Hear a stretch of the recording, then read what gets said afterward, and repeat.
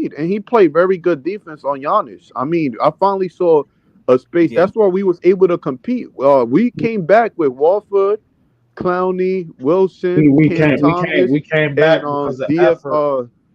Dennis We Smith. came back. We So came the back light because of skin one. effort, bro. Like, listen, I saw a completely different game too, bro. Like, we was down by 20 minutes. Like, I had to take a Nasalex, bro, and a damn whatchamacallit, man. My allergies was bugging. I let the radio play the game, man, for the most part, bro. But listen, I am not. Listen, in terms of Wofford, Wilson, and Clowney, bro, I have no problem with how they played tonight. Yeah, I agree.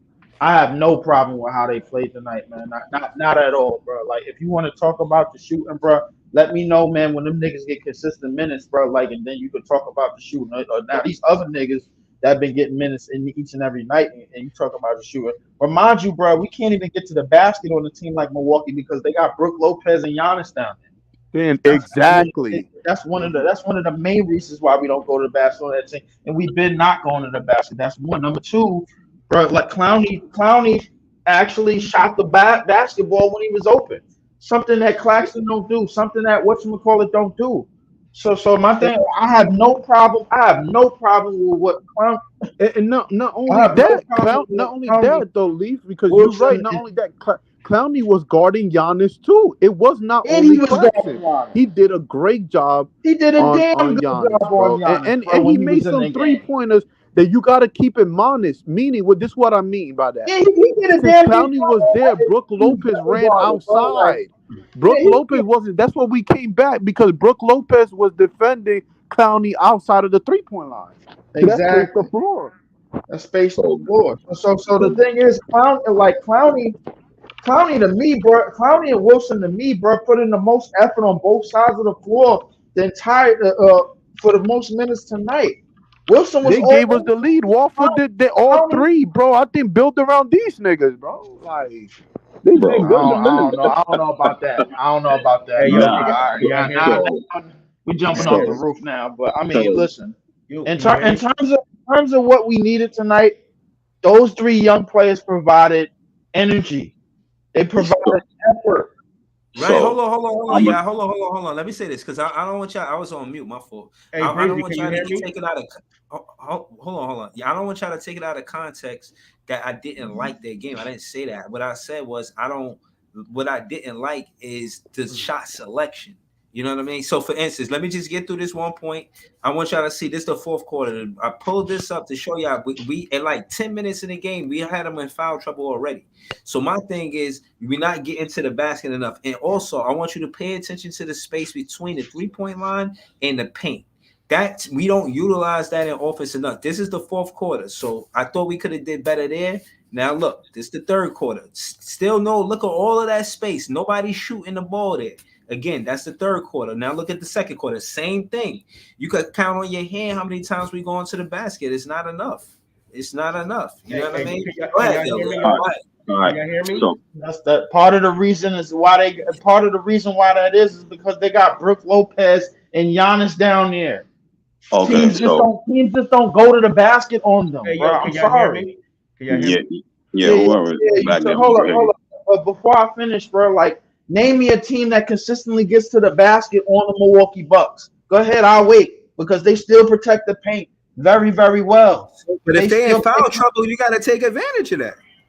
they But not gonna call, Yeah, they're not but gonna give the us reason why fouls they like were that. foul trouble because They was in we foul finally trouble, played bro. 5 down. It took us a whole bunch of losses. They couldn't keep up and guard us when Clowney was there, bro. Cam Thomas went crazy because he didn't get double teamed. The fouls that Finally, they were bro. getting called for was fouls on hustle plays on 50 right, 50 and everything, bro. They didn't get in foul trouble because we went to the basket on them. nah, They were getting tic tac fouls. They were getting fouls that usually are called on us. right. Those are the So fouls that they were getting that they were getting called on them. The fact that we were in the penalty It was a don't matter, miracle to man. me. It so Even right, if that's the right. case, you still attack the rim after they in foul trouble. Nah, but No, this is you why I don't. tell you, Breezy, that It's not that based simple. on a point guard, you need a different pace of point guard and able to do that. Like Schroeder can't do it, and neither can DSJ. They ain't those type of point guards. But Exactly. in this game, Kevin Ali's strategy was way different. Bridges and Bridges and Cam Thomas started, and then he split them up. And I was like, wow. I was like, hold up. So he split them up. Bridges got his shots off. Cam Thomas got his shots off. Then the lineup changed. Clowney, Watford, and I was like, okay, so that changed. And I'm like, why is that lineup with Clowney, DSJ, Watford giving and Wilson trouble? You know what I'm saying? Like they not scorers on the floor, but the energy, like Lee said, that changes everything. They hustling. Exactly. They put in Trendon Watford getting downhill. Him and Clowney was touching the balls on rebound every time. Offensive rebound. Every rebound. I'm like, damn.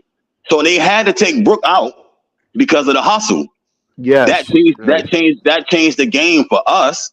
They just messed it up towards the end of the game. Too many turnovers and mistakes. No, but hold on though, Eskimo. I think it messed it up when our starters came back. We can't say Cam Johnson stole. We can't say Cam Johnson sold because Cam Thomas got ripped by Dame, bro. Like, so we can't say he sold. So did DSJ, and Bridges made a bad foul. So that's the ball game, bro. Cam Johnson sold, bro. We can't say Cam Johnson. Hold on. Let Jay finish. You can't just say Cam Johnson sold, bro. Hold on. Yeah, no, you can't, Jay. That's why we going to Jay. Go ahead, Jay. What you mean by that? You gotta explain that. He sold, man. He missed the shot. He always missed a shot when it matters. You know what I mean? He made one go-ahead shot, and I was like, oh, shit, he took the lead with the shot. And then after that, he missed every shot that mattered. And then he threw the ball out of bounds. We go to him so you saying we go to him in a clutch and he don't come through, basically. Yeah, he never does, yo. Yo, Cammy Buckets. That's what we got called. He's Joe Harris 2.0, man. Man, we went to Cam Thomas and he got ripped by Dame, bro. So that's what I saw.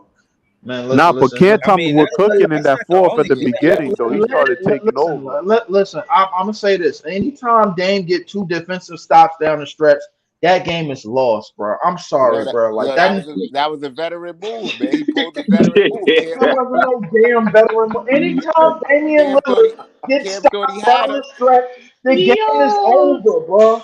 Yeah, it wasn't. Everybody in here know I'm telling facts, bro. I was bro. My allergies right now, bro. I couldn't even, bro. Hell no, bro. Nah, but anytime Dame get 2 steals down the stretch, the game is over. Hold on. The only thing that I was happy for, bro, to see us finally space the floor instead of spending, like, yo, this is the first time instead of being in the dunker spot all the goddamn time. That strategy is so easy to read. That's why we took the lead when we finally stretched the floor.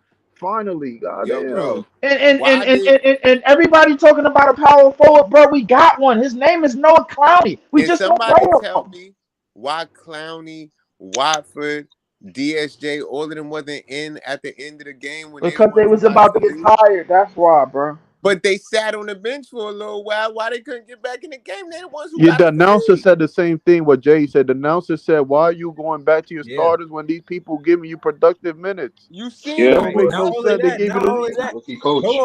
that, we had that advantage because they was on the back-to-back. Yeah, it was 21-6 in the fourth quarter. Yeah, but you took them out. You got to look at who's scoring. They gave you hustle plays, but you got to look at who's scoring for you. You know what I mean? Cam Thomas was scoring with them. Bridges, Cam Thomas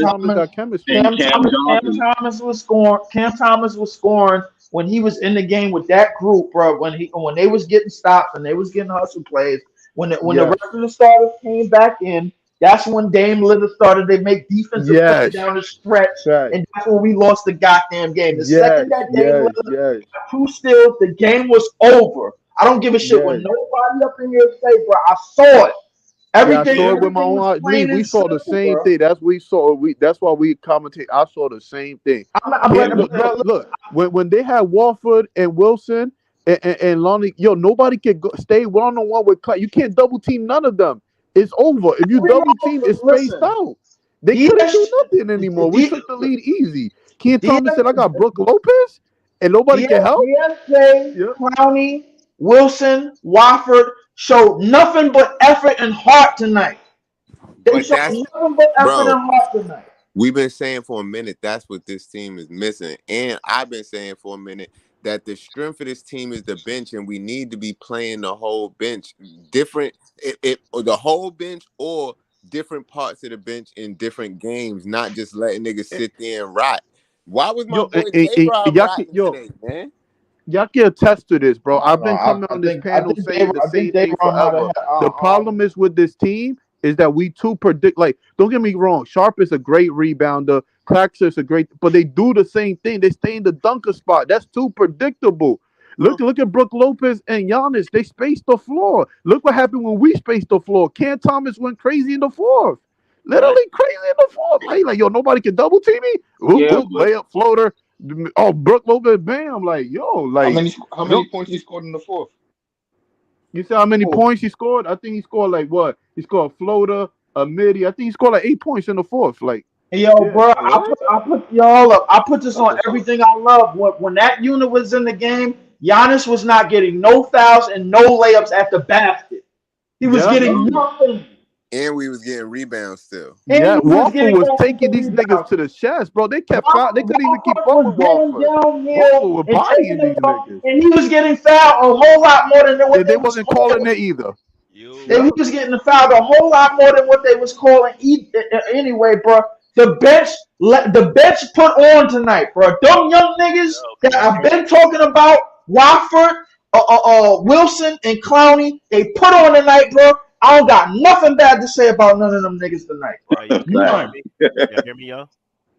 Yeah, we can hear you. Yeah. Go ahead, Joe. Go ahead, Joe. I mean, y'all said everything that I was gonna say. I mean, the bench played better than the starters. As soon as we took the starters out, everything went to shit. And it goes back to what I was saying at the beginning of the year when I was telling niggas that we got niggas on the bench that's somewhat better than the starters. And niggas thought I was bugging. Like, but yeah, man, we just don't got enough to close games, man. Cam Johnson, I don't know why they keep going back to him. Like y'all said, he's a fucking dud. He's not. We could have closed this game, bro. I don't know who keep giving him the green light to close fucking games. Like the coach, KO. No, but the day, but Vaughn was doing it when he was here, like too. Listen. I would say that we could have closed this game, bro. Like it wasn't that contract. Listen, it wasn't a mission impossible to close this game, but we made it difficult on ourselves, bro. When the second that we started to mix the spacing up, because once Claxton came back in the game, that's when whatchamacallit came back in the game, and the defense assignment was very, very simple. Very, very simple. I wanted to say something also. Giannis gets away with a lot of bullshit. He travels. Oh yeah, that travel was atrocious. That was atrocious travel. I mean, listen, that's the perks of being an NBA champion. That's the perks of being that was too bad though, Leaf. I can't give that, bro. He did 5 steps hop. We not going to act like he got away with a crazy. No, bro. I can't believe this man. Yes, he did. Bro, yes, he did. Literally did the stanky leg Soulja Boy dance. All of that, bro, all at once, and pass it to like Damian Lillard. How can you pass it to Damian Lillard for a 3, bro? Yes, he did. And it was good defense on us. It wasn't a foul. He just pulled the chair from a lot of shit. He get away. Listen, he get away with a lot of shit, bro. We seen it before. We gonna see it again. We seen it plenty of times, bro. Listen, and I'm pretty sure the referees wasn't thinking to themselves, hey, yo, let's throw the Nets a ball, man, because Giannis gonna travel on his play. They was not thinking like that. No, they did though. We had to earn everything tonight. Right after that, they gave Cam Thomas a foul that wasn't a foul. They did. Bro, that travel look like I can understand. Like it's hard being a ref, but that travel was. Bro, like it was obvious. Like yo, this man literally just kept dancing around, and even you look at Giannis too. When he was doing the stanky leg, he right? traveled twice. He even looked. He was like, "Yo, they allowed me to get away with it," and that's when he passed it. He was confused himself. Stanky leg. Marlene Sutherland is crying. Nigga said he did the stanky leg. The stanky leg though. I ain't gonna lie, bro. He traveled twice on one play, bro. I ain't gonna lie. You leave facts, bro. The nigga traveled twice on one play. They did not call that shit. That was the round trip. You know But what made it so bad is that he traveled and then it resulted into points. and was it a resulted layover. in the points. Yep, it was Yeah. basically a layover. Right. Yeah, if you look at his listen, travel too, you look at that travel, he was confused and didn't call it. Then he look, passed it. He was like, "What?" And then he I'll put it passed to the you ball. this That nigga had a travel itinerary. He was going multiple Ew. places. Nigga said he had a This nigga travel Lee said he had a itinerary. layover, son. This nigga's Nigga stupid. said he had a Yo, I'm I'm crying, through with bro. y'all niggas, but nah. But listen, bro. Look. I'll put it to you this way, bro. Listen. I was okay with the effort that was shown tonight from our young players, bro. This proves to me more, and JTV lied on me, bro, a couple of episodes ago, and I'm gonna tell you where he lied on me, bro. The whole reason why I kept mentioning Kai Jones in the first place is not only because he's the same age as Cam Thomas, but he got drafted in the same draft as Cam Thomas, bro. And I was trying to put him on the same scale and produce a younger team. So the fact that I didn't want to build in a draft, bro, was entirely wrong. I wanted to have young players, period. I didn't care if we built it in the draft or we got in the free agency and they got young pieces around them. I didn't give a shit how we did it, bro. As long as we got young, energetic pieces and players out there that was going to put on and provide effort. That's what Wofford, Wilson, and Clowney did tonight. Clowney was everywhere on defense. Every time he was showing, bro, on the screen with Dame, because he knew when Dame was gonna come off on the left and shoot. All right, so He was showing on that. Wilson was let's everywhere, bro. let's Niggas showed up tonight, bro. Hold on, Leaf. Let's stay there for a second. I just Told want you, everybody to answer this question. I want Clowney from now on after tonight. I give him 20-25 minutes a game, man. That's what I'm saying. What about you, Leaf? How many minutes you think he should get again? I mean, that's valid for the rest of this season, bro. Listen, I'm okay with that. I'm okay with that, but my thing is my thing is who you sitting, because at the same time, bro, like because we only play one big. So the thing is, bro, if you play him, that means you got to sit somebody. So who you sitting? Sharp got to sit down. No, I'm sitting Lonnie Walker, man. What's If that right Lonnie there? Walker What's that gonna right shoot there? like that, I'm sitting Lonnie Walker. What's that, Jay? That's that Noah Clowney signed ball, man, number 21. You feel me? Okay. That's Shit. my right there, man. Yeah, that's dope. That is dope. That is dope. But Just like I was talking about Clowney, I just have to look it out. Nah. He was talking about I been knew he had the Noah Clowney soundboard, man. Oh, I've been saying we had to play the young guys for a minute. And he got gold plaques in the back, man. I seen that shit. Nigga out here stunting and shit with the gold plaques. I want to say because LM is in the building, so I know he gonna speak facts. But I want to say one last thing, yo. One last thing. When we started coming back, the reason why we came back, and Leaf said this too, is because like Clowney made Brook Lopez work. When you let Brook Lopez just sit in the paint, bro, he's not you're not gonna do nothing. They got two trees like Giannis and Brook Lopez. You got that's the reason why we came back, because Brook Lopez was working. You got to make Brook Lopez get out of that paint. Yeah. You have to, bro. Like you have to make once you make him get out of that paint, then they defense is all flustered, bro. Because now facts. Because now Giannis is on a standstill. So the thing is, I want to say this before we move on. We have a power forward who's right there on the goddamn screen. We don't need no power forward. We got one. We need a center. The center that we need is Zach fucking Edey, bro. I'm not gonna say this shit no more to you niggas, man. Y'all family, bro. Listen, I know what the hell we need. Go tweet Joe. Hold on. Yeah, Jay, you gonna turn the video, you gonna turn up the interview? Well, I don't know if y'all gonna be able to hear through there, but I could turn it up if y'all want me to. Yeah. Turn it up. All right. I put my mic on you. So like for you, was that just kind of like okay?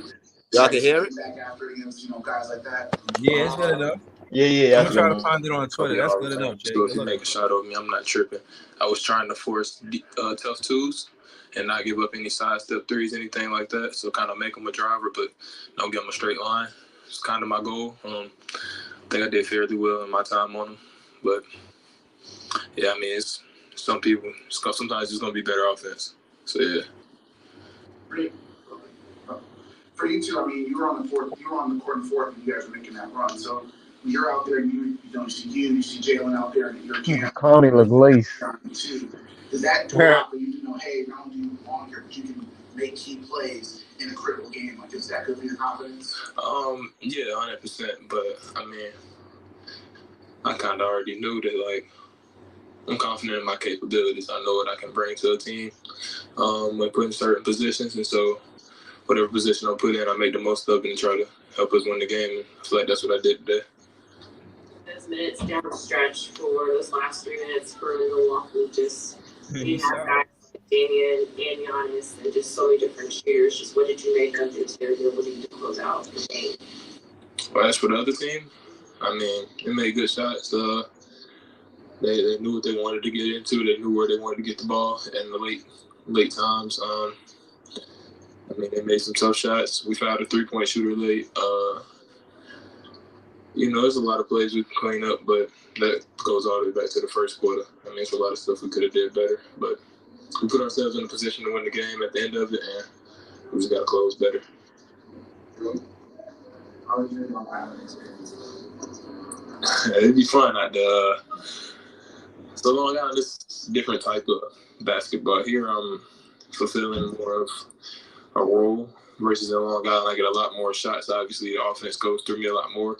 And even here, I think sometimes the game plan, I'll get the ball a lot.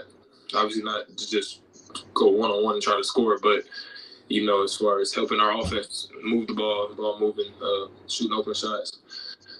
But a lot of my game from Long Island can translate here. Like, as far as on-ball defense, that's something I've been trying to work on, get better at. Defense in general, without fouling at that. So most of it translates well. I like his answers. Appreciate y'all. Thanks. I like his answers. Yeah, he definitely a good fit. Get Cam Johnson out the He's four. our need. We need him. He's definitely a need that we need right now. This team. I'm not gonna lie to y'all niggas, bro. He the reason why I'm not so gun ho on paying Clax any goddamn thing. He's the reason, bro. Yo, bro. Because the thing is, bro, like that's repeating the same Jared Allen shit. Yeah, I understand that, but the thing is, bro, that's repeating that same cycle. That's a valid point. No. I don't know if it is, Jay, because that I like Claxton. I like Claxton. I'm just saying I don't want to pay all that money, but I want to keep Claxton. But here's the thing, Jay. If that it's good happens, to have two good players. It's better to have two good players than one, bro. Wally, tell your man to step up. That's why he look like he's about to cry. No. Well, Jay, what I'm trying to get at you is, bro. Now this moves Dayron in a position where he could man that paint in terms of rebounds and blocking shots, and now you got. If we need to be talking about not paying anybody, is Ben Simmons. We need to figure out how to not pay him if we're gonna not pay anybody. Right, that's the amnesty clause talking about. Yeah, if we're gonna not pay anybody, no amnesty clause no more, bro. They got rid of that. First and foremost. They got rid of the amnesty clause, bro. We don't have no choice, bro. Listen, we gonna have to just bite that bullet, pay this nigga this $40 million, bro. He off the books. Or banish that nigga somewhere. Send that nigga to Washington to somebody who don't want to win. Look, bro. Listen, Washington is the Australian basketball team, man. Listen. I understand what y'all saying, bro. All of these, bro. Like if they was out, listen, Jay. If they Clax deserve money, bro. But Clax don't deserve no 20 to 25 million. What is he doing differently, bro? What is he doing that's worse than Cam Johnson, who's getting that? We just saw what Clowney just provided, bro, out there, bro, in the limited minutes that he got. And paying Claxton don't stop Clowney from getting paid. I understand that, bro, but it does stop him from getting more minutes.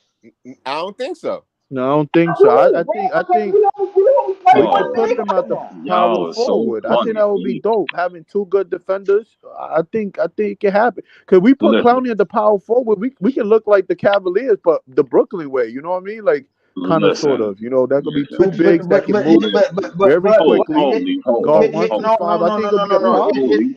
Here's the thing, bro. You gotta put they both kind of the same build, but just different skill sets. You got to put somebody, bro, with a more heavier build, bro, Can around them, bro, I so say they could be something able real to quick, fellas? run, so they could be able to use their skill Can I say set, something bro. real quick, fellas? So I like the idea of having Claxton and Clowney play That was together. some bullshit I right think there, that we That need even to. sound good when you say it. It I sound good, but yeah. it's Hold on, not hold on, gonna hold on. produce I well on the think we court. need Let him to. finish. Let him finish. I think the Nets need to focus on finding a way to get off of Ben, and they need to get rid of Cam Johnson. That's what I Yes. think, and Yes. then worry about everything else. Both of them need to go.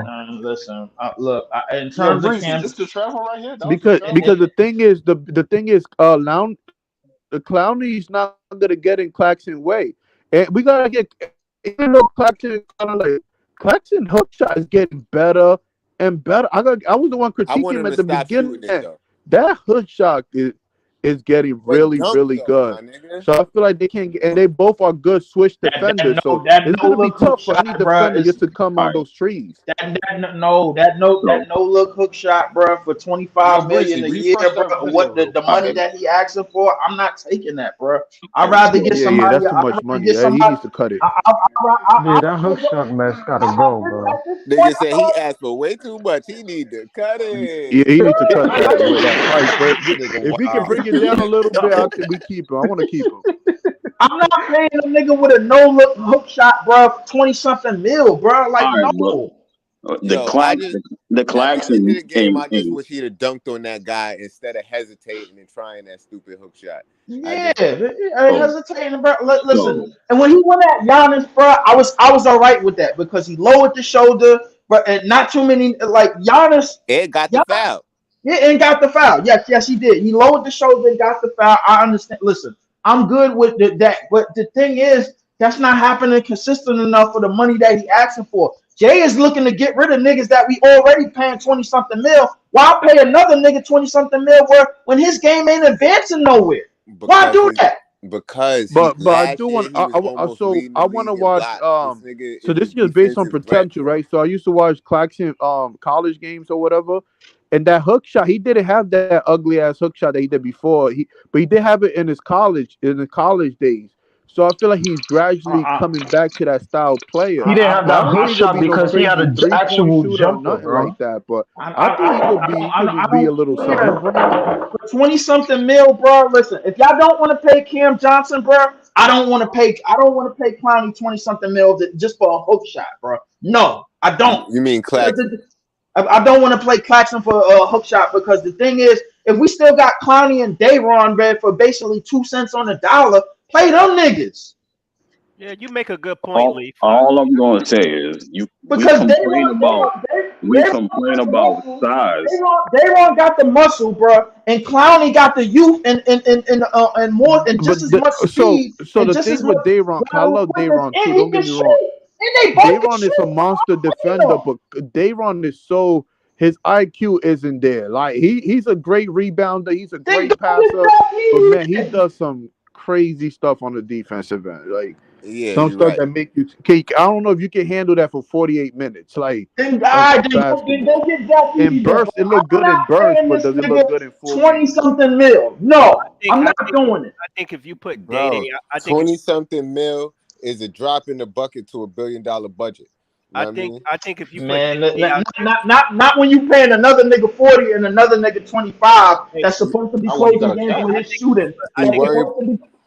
Not when you paying two other niggas 25 million plus. One nigga ain't even hitting the court and he making 40, and then another nigga is out there, bro, and he can't close the games. Y'all not talking me off my fucking square tonight. No. Hell no. I want him gone. I agree with you, but the thing is, like, Ben is about to come off the books in a little bit, bro. So why are we still talking about him like he's going to hinder our cap space? Like next year is his last year, bro. I understand that, but the thing is, we could use that cap space for 2025 free agent, bro. Like these niggas is planning. The thing is, get rid of Ben Simmons, get rid of Cam Johnson, get rid of Finney Smith, and we got ourselves a deal. Listen, bro. All we got to do is get Zach Edey and our front court is solidified to me, bro. I don't give a y'all can worry about the rest of the shit. Like they're not gonna get that nigga because they're not interested in this draft, bro. I wanted to They're not respond gonna. Yo, to this the nigga Day-Day. Leaf keep yelling for shit that he know not gonna happen. Like Right. I Ty wanted to Jones respond to the and Day-Day. Zach Right, Evans. baby. To what y'all said about Day-Day. I don't agree with that. I think if you put Day-Day out there with a good 4, he would be very good. I mean, we get that he has deficiencies on defense, but if you get him on a court with somebody like Clowney or a solid 4, he'll be better. He'll look better. Y'all gotta realize Dayron is younger than fucking Cam. By a Exactly. couple months. He's young. He's growing. Right. Exactly. Yeah, that's Exactly. a fact. So I so ain't then gonna niggas front. like He look good. His rebound look amazing though. I ain't gonna lie. He Hold I on. ain't gonna rebound hold. 4 I people ain't by like him himself. when we first. I ain't like him when we first why got him. But we yo can somebody bring up the fact that Clowney at the age of 19 could rebound just as good as any of these niggas that hit the court tonight? Yeah, that's insane, bro. His upside look only 19. He's 19, Yo, bro. look, Like, yo, come I'm on. not gonna lie to you. Bro, That's this the is one why I be thing. saying That's for the what one Sean thing I Marks can't be trash to mad at us Marks is about. he can He can pick. draft. He can right. I've been saying that like Even for with much low as number Sean picks. Marks is trash at other stuff, bro.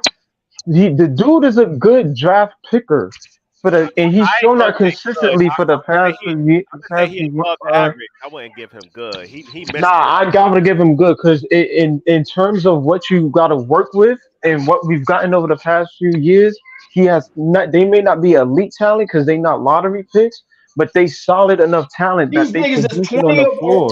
Everybody we got playing Cam above their Thomas, draft number. I'll say this right. Cam Thomas at 27 is an anomaly.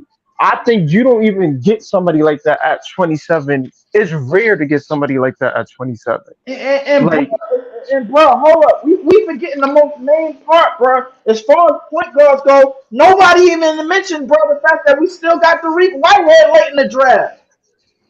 right, and Derek is a We stud. see how he pan out though. We still gotta wait to see how he pan out. We can't call it for Derek But White. I'm just saying I feel like Sean Marks drafted well. Derek Whitehead Zach pre-injury Allen though is all a the way up to stud. If Jaden Green. he wasn't injured coming into the draft, he If would he have been a wasn't lottery. injured, bro, he would have never landed. He would have never fell to us.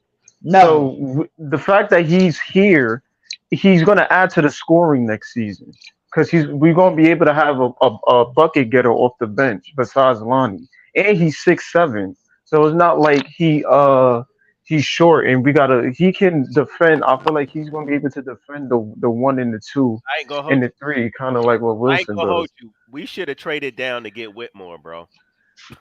I agree too. Traded down to get Whitmore. We should have tried to get Whitmore. We was one pick away from Whitmore. We was one pick away from Whitmore. I know.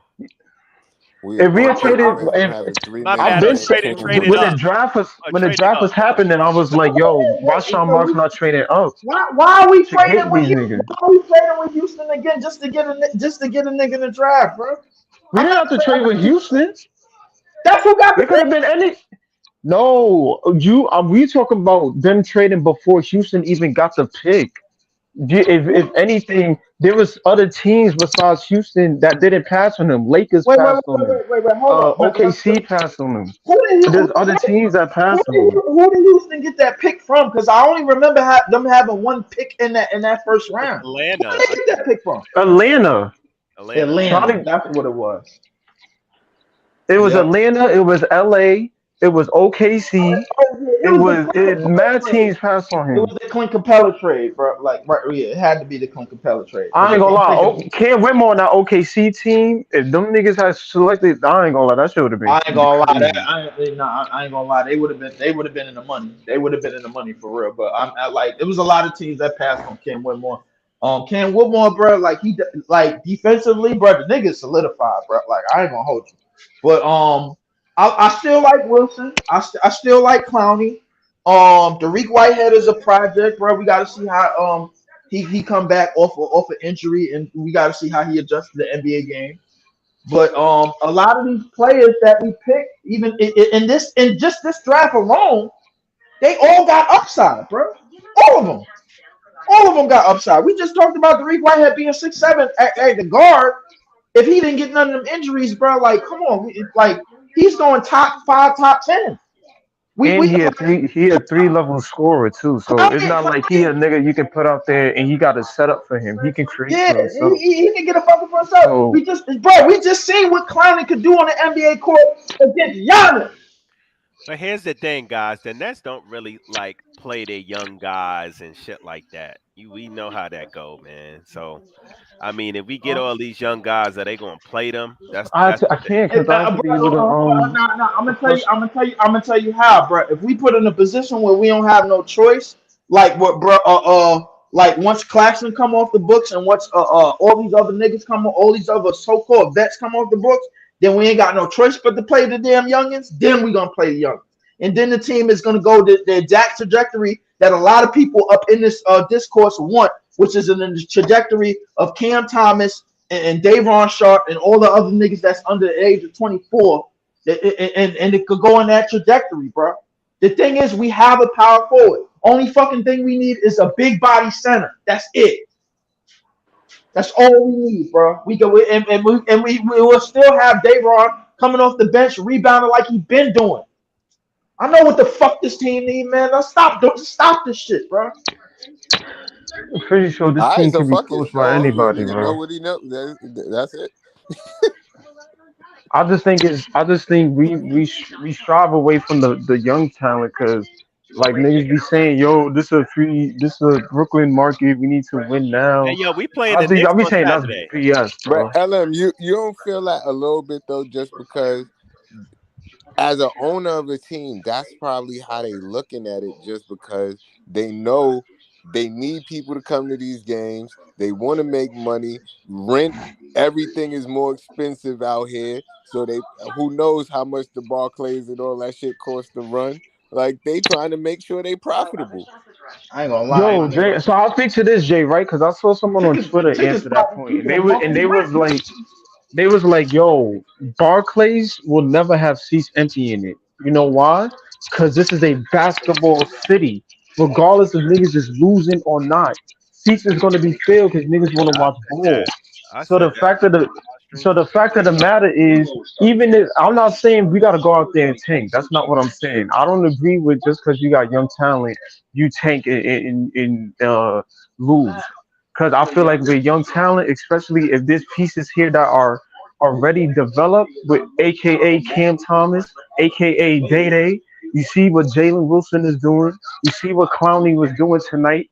These are pieces that you can add. If you want to get a number one to that, cool. But you don't trade away the young talent that's already on here for niggas that's about to reach their 30s. You stay and you develop that. That is as much as we talk about, yo, the kids appeal to the team. The kids love the Nets. They like watching these young players too. You never know which one of these kids is going to be fans of Jalen Wilson growing up, or Derek Whitehead, or Clowney, watching them play on the floor. There's already kids that like Cam Thomas. I see kids all the time with Cam Thomas jerseys. And on top of that, bro, like let's be fair. This is a young league, bro. Like it's a strong possibility that LeBron, Kawhi, Steph, and KD could all leave at the same goddamn time. This is a young league, bro. Like look at the young dudes are taking over. It's a very young league. Listen, outside of Giannis, outside of Giannis and Joker, who is like what 29, and I'll say outside of Embiid too, because Embiid is in his 30s. Embiid just hit 30. He just hit 30. So the rest of your stars, you got Luka who's still under 25. You got SGA who just hit 25. You got Zion. You got Tatum who's under 25. Edwards 25. Hey, I know we better win that game on Saturday. If it's one game we better win it that way. Oh, that's the Super Bowl. Man, we're not winning that championship. If we win that game, how the hell we gonna do that? Win this game. What game Sunday? That game is early too. It's like one in the afternoon. Joey, how the hell we gonna do that, bro?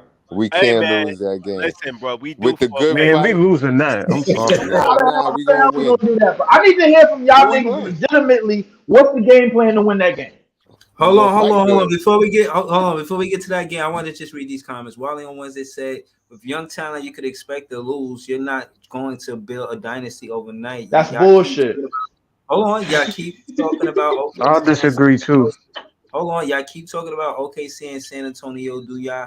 Do you know what they have at number one option? This team doesn't. Hold on, just going through the comments. Vihala88 says, no one on this team is worth building around. Biggest offseason of Sean Marks' career. He needs to have a great offseason because his job is on the line this summer. It's not. All right, go ahead, y'all. Go ahead. I disagree with that. I disagree with Wally's comment. First off, Wally, listen. The only point Wally made was about the number one options that they had, bro. Like, I understand. Right. But the thing is, bro, like if you told me 5 years ago that SGA was gonna be averaging 30 something, bro, on an OKC on a team that's average age that average age is about 24, 25 years old, you're lying. If you would have told me that there was a 7'5" PSPN said that. If you would have told me that was going to be a 7'5" nigga in 5 years ago that was going to come on the Spurs and do what he's doing now, bro, it was a lie. So the thing is, the Shea thing was different though. I think P did know about that. What you said, Jay? PSPN did say something like that. Right? He dad was talking about how Shea was about to be one of the most elite scorers, MVP dudes in the league like years ago. And I mean, this Kentucky man. Kentucky produces elite guards, man. You see, they just it's in their blood at this point. I mean, they lost tonight, but yeah, hold on. Hold on. On that note, I heard Cam Thomas say that when he was, I think, getting interviewed by JJ Redick, he was like, I didn't know where I was going to go, but Kentucky, they always produce good guards. Yes, they do. Yes, they definitely do with John Wall. Yeah, he did not say that about Kentucky. He said that about and just to let people know, bro. This time last year, the Oklahoma City Thunder was out of the play-in. They ain't have Chet. No, he said that about Cam Thomas. If you telling me that Chet made all the difference, I'm telling you that he's about to make all the difference. Leave, hold it down, bro. Hold on, I was trying to hear what Joey was saying. I was saying you were talking about Cam Thomas said that about Kentucky. Yeah. No, he did not say that about Kentucky. He said that about UConn because they asked him about Kevin Ollie. And Kevin Ollie used to coach UConn, and he said that about their. Oh no, because I thought he was talking about what I'm gonna find it. I'm gonna try to find it. Yeah, because he said he would have liked to play there, and he was talking about how they had good guards and all of that. UConn and Kentucky produces great guards. Like they both have a great guard system. Like if you look at Devin Booker, John Wall. I would say Kentucky more than UConn, bro. UConn is you got to go a little bit further back, bro. To like Ray Allen, Rip Hamilton, Kemba. Rudy Gay, bro. Like, hey, Leaf, what you know about Khalid El-Amin though? That you man, that nigga, that heavy nigga, yeah, Khalid El-Amin, bro. Like he was basically like the Sean Mayer point guards, bro. He was just a heavy light skinned nigga that could move around. He was little. He was nice though. They couldn't guard. He was little. They couldn't guard the nigga, bro. Like not in college, definitely not. But to speak on the OKC situation, bro. You talk about how they just added Chet and maybe Casey Wallace, bro, and basically now they top 3 in the West. I'm telling y'all niggas up in here, bro. If we add a big body big, bro, like I'm telling y'all that we need to add, bro. How we know our team don't change the same damn way? How do we know that, bro? Like the East ain't that damn strong. Let me ask you. The Bucks is weak, bro. Man, right. I told y'all last year when they wanted to trade KD, we should have traded. We looking too far ahead, bro. We might be looking a year ahead, but we might be 40-something wins, bro, by the end of damn February. Hey, Leaf, let me ask y'all a question because I think we looking too far ahead of things. What's the strategy on beating the Knicks on Saturday? There is no strategy. There is no strategy. Why you saying no strategy? The Bucks tough tonight, and you saying we can't beat the Knicks? I think that's far-fetched. He's scared, man. Like, I smell. I know the Knicks are better, but I think we can beat them. I smell. Oh no! Oh shit! Scared. No, you can't be scared of the Knicks. Hey, Breezy. Is that you, Lee? Hold up. Time out. Because Jay is talking shit, bro, and now I got to talk. But no, time out, bro. Yeah, man, I told you be turning a new leaf sometimes. What the hell have we proved, bro? That we could win this game on It Saturday. sounds like you What shaking have like we a leaf. proved? But Jay, honestly speaking, what have we proved that we could beat Man, this? we That we we could win this we game. played That a we could good win this game game tonight. Saturday. We played a good Uh-uh. game tonight. We ain't Uh-uh. closed, and we could go to the Garden and beat these cornballs. That's what you going off of. We played a good game against a Bucks team. We played a good game against a Bucks team They that ain't was got no Giannis and no Dame on their team. They don't have no. You're right. They don't have no Giannis on no But Dame on their team. we probably not gonna have Clowney either. Clowney probably not gonna see no more minutes. And we probably ain't gonna have Wilson either. We probably ain't gonna have Wofford out there neither. You remember the three young? You remember the three young niggas that was giving us energy tonight, Jay? That was out here balling. That was out Yeah, here. they just gotta play. They asked how we could beat them. Let them play. That's that. You always see that. You see how they was giving Bucks work, shit. But you know what the announcers gotta say on when we play against the Knicks? Brooklyn, are you ready to lose tonight? Let me stop. Yo, I'm telling you, it's just a matter of time, bro, That shit ain't before funny. we realize that everything on this team That ain't fucking that funny. we need, we just throw it away and repeat cycles on this organization, and it's ridiculous at this point, bro. That's what it Right, is, like you bro. said earlier, Like generational curses. literally generational curses, Yo, bro, but and it see, makes I no just keep sense why the saying, fans buy into this nonsense Yo, each and every my year, thing bro. is, coaches, Pop don't do this at all. That's why I like the Spurs. Pop gonna keep whoever's winning, but coaches literally be like, "Yo, this is working. Guess what? Let me do something that's not working. Bring my starters back in." Like, yo, what's the thought process of that? Like, that's always crazy to me.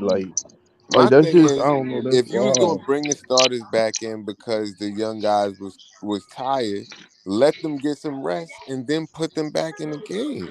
Like they was the ones that was having the advantage. We Nah, threw they away was the just advantage. hustling, but they wasn't scoring. That's where you gotta put like maybe you put one of them in, but you can't keep the whole squad in because they wasn't giving you no Bro, bucket. in the But I think beginning of the fourth quarter, Cam Thomas was on the floor. I think with them at that Cam point. Thomas was on the court with them. They were scoring. Yeah, Leaf is right, and the When thing Cam is Thomas too, was like, on the court with them, Cam they were Thomas scoring. was scoring. They was not dropping no buckets. If but you go look at the bench, Eskimo. hold on. No, If you go look at the bench point, they hit a they wide wasn't open giving three. you no buckets. No. That's where you wrong. DSJ hit a wide open three. How did we get the lead? And what Cam Johnson hit a 3-pointer. Right. And Watford was going to the rim too. He I'm went to the saying. rim a couple times and got an He and was one. getting All some right, free throws I up, but got y'all. they were scoring, bro. I got y'all. Hold on, chill. Cam Johnson was a starter, Ain't but no he played with chill them. don't pay the bill. DSJ. No. What I'm saying is, when you look at the point production, it wasn't coming from the bench. It came from your starters. The bench gave you the I energy. understand that. And that's what I'm saying. That's all I'm saying. That's all I'm saying. I But understand we didn't that, need them. We did not need them at that time because they wasn't produced. The young staff was producing more than the starters. let me explain to you what was holding on to the league once we grabbed it, because we was up by at least 3. The defense and the effort was holding on to the lead, bro. That's what was And we holding had on to the size lead. pause with We Walford, Wilson, had guys that could match up. We had wingspan. We had young legs out there. We had energy out there. We had effort. Them niggas was out there playing their hearts out. And I'm not DSJ gonna was lie. putting pressure This is on my their guard. observation. Y'all can see it wrong or whatever, but I realize when Cam Thomas and Walford play together, I don't know. It's like a click because they play together. It's like when you play with your homeboy, they just know what to do. It's like weird. Like they just know like what's up, yo. They know what time. They just play good I ain't gonna lie, together. Cam Thomas was open a couple of times in that game, but nigga, I was like, "Yo, pass He the was. ball, nigga, wide open." But He I was. mean, But it is what it is. Walford was like these niggas don't pass me the ball, so I'm gonna drive mad hard. And DSJ got to stop playing like he a number one option, bro. I be getting sick of seeing that shit on the court where this Wait, nigga did you do see some big ass shit. DSJ do the fake Royce O'Neal pump fake? It wasn't all the way like it, but he tried to. Yeah, he made the 3 though. He He did. made the 3. He tried it. It wasn't as good as Royce O'Neal, but he tried it. But he made it though. So He did. I love But seeing the Cam Thomas and Walford minutes together, man. Because you get a prime example where you saw in those college days. Just Cam Thomas played better with Walford. He felt more comfortable. Like I felt like he like I don't know. He become like the leader, and then Walford know they know their roles when they play together. Kind of sort of. That's what it looks like to me. So. I just want to see the minutes get spread around more. I kept saying that from the beginning of the season. Everybody talking about this 10-man rotation and all that bullshit. Now, 15 people. You know what I mean? All Yo, hands on deck. You know what I yeah, mean? my Depth. thing is let the old, even though they're young but they're old in sports, like let the old niggas go, bro. Let Cam Johnson go, let DSJ go. They could send it to the nursing home. You feel me? Let these young players play, bro. That's it. Start over, man. And if you want to keep an old vet, just keep one shooter. Fuck it. That's it. That's how I feel now, bro. Honestly. Y'all be tripping with that shit. Every time y'all say that, this shit sounds so bogus. You need vet like Schroeder showing Dayron what to do on pick and roll.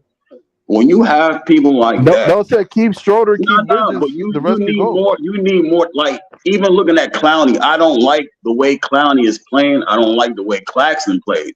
When you don't have guys that have almost to a similar skill set as them, the shit is going wrong. You making Clowney a 3-and-D guy on a wing and you got him playing like a fucking center. He's not a center. And when you say develop young players, they're not developing anything. They just send them down to the G League and like, all right, work on this. Okay, work on this. Okay, work on this. And then they come up here and play. They stay the same. That's why it took Cam Thomas so long to work his way on the court because they kept saying the same thing to him. Go down there, work on your passing. Go down there, work on your defense. He's like, I did, and come back up, and it's not the same game for him.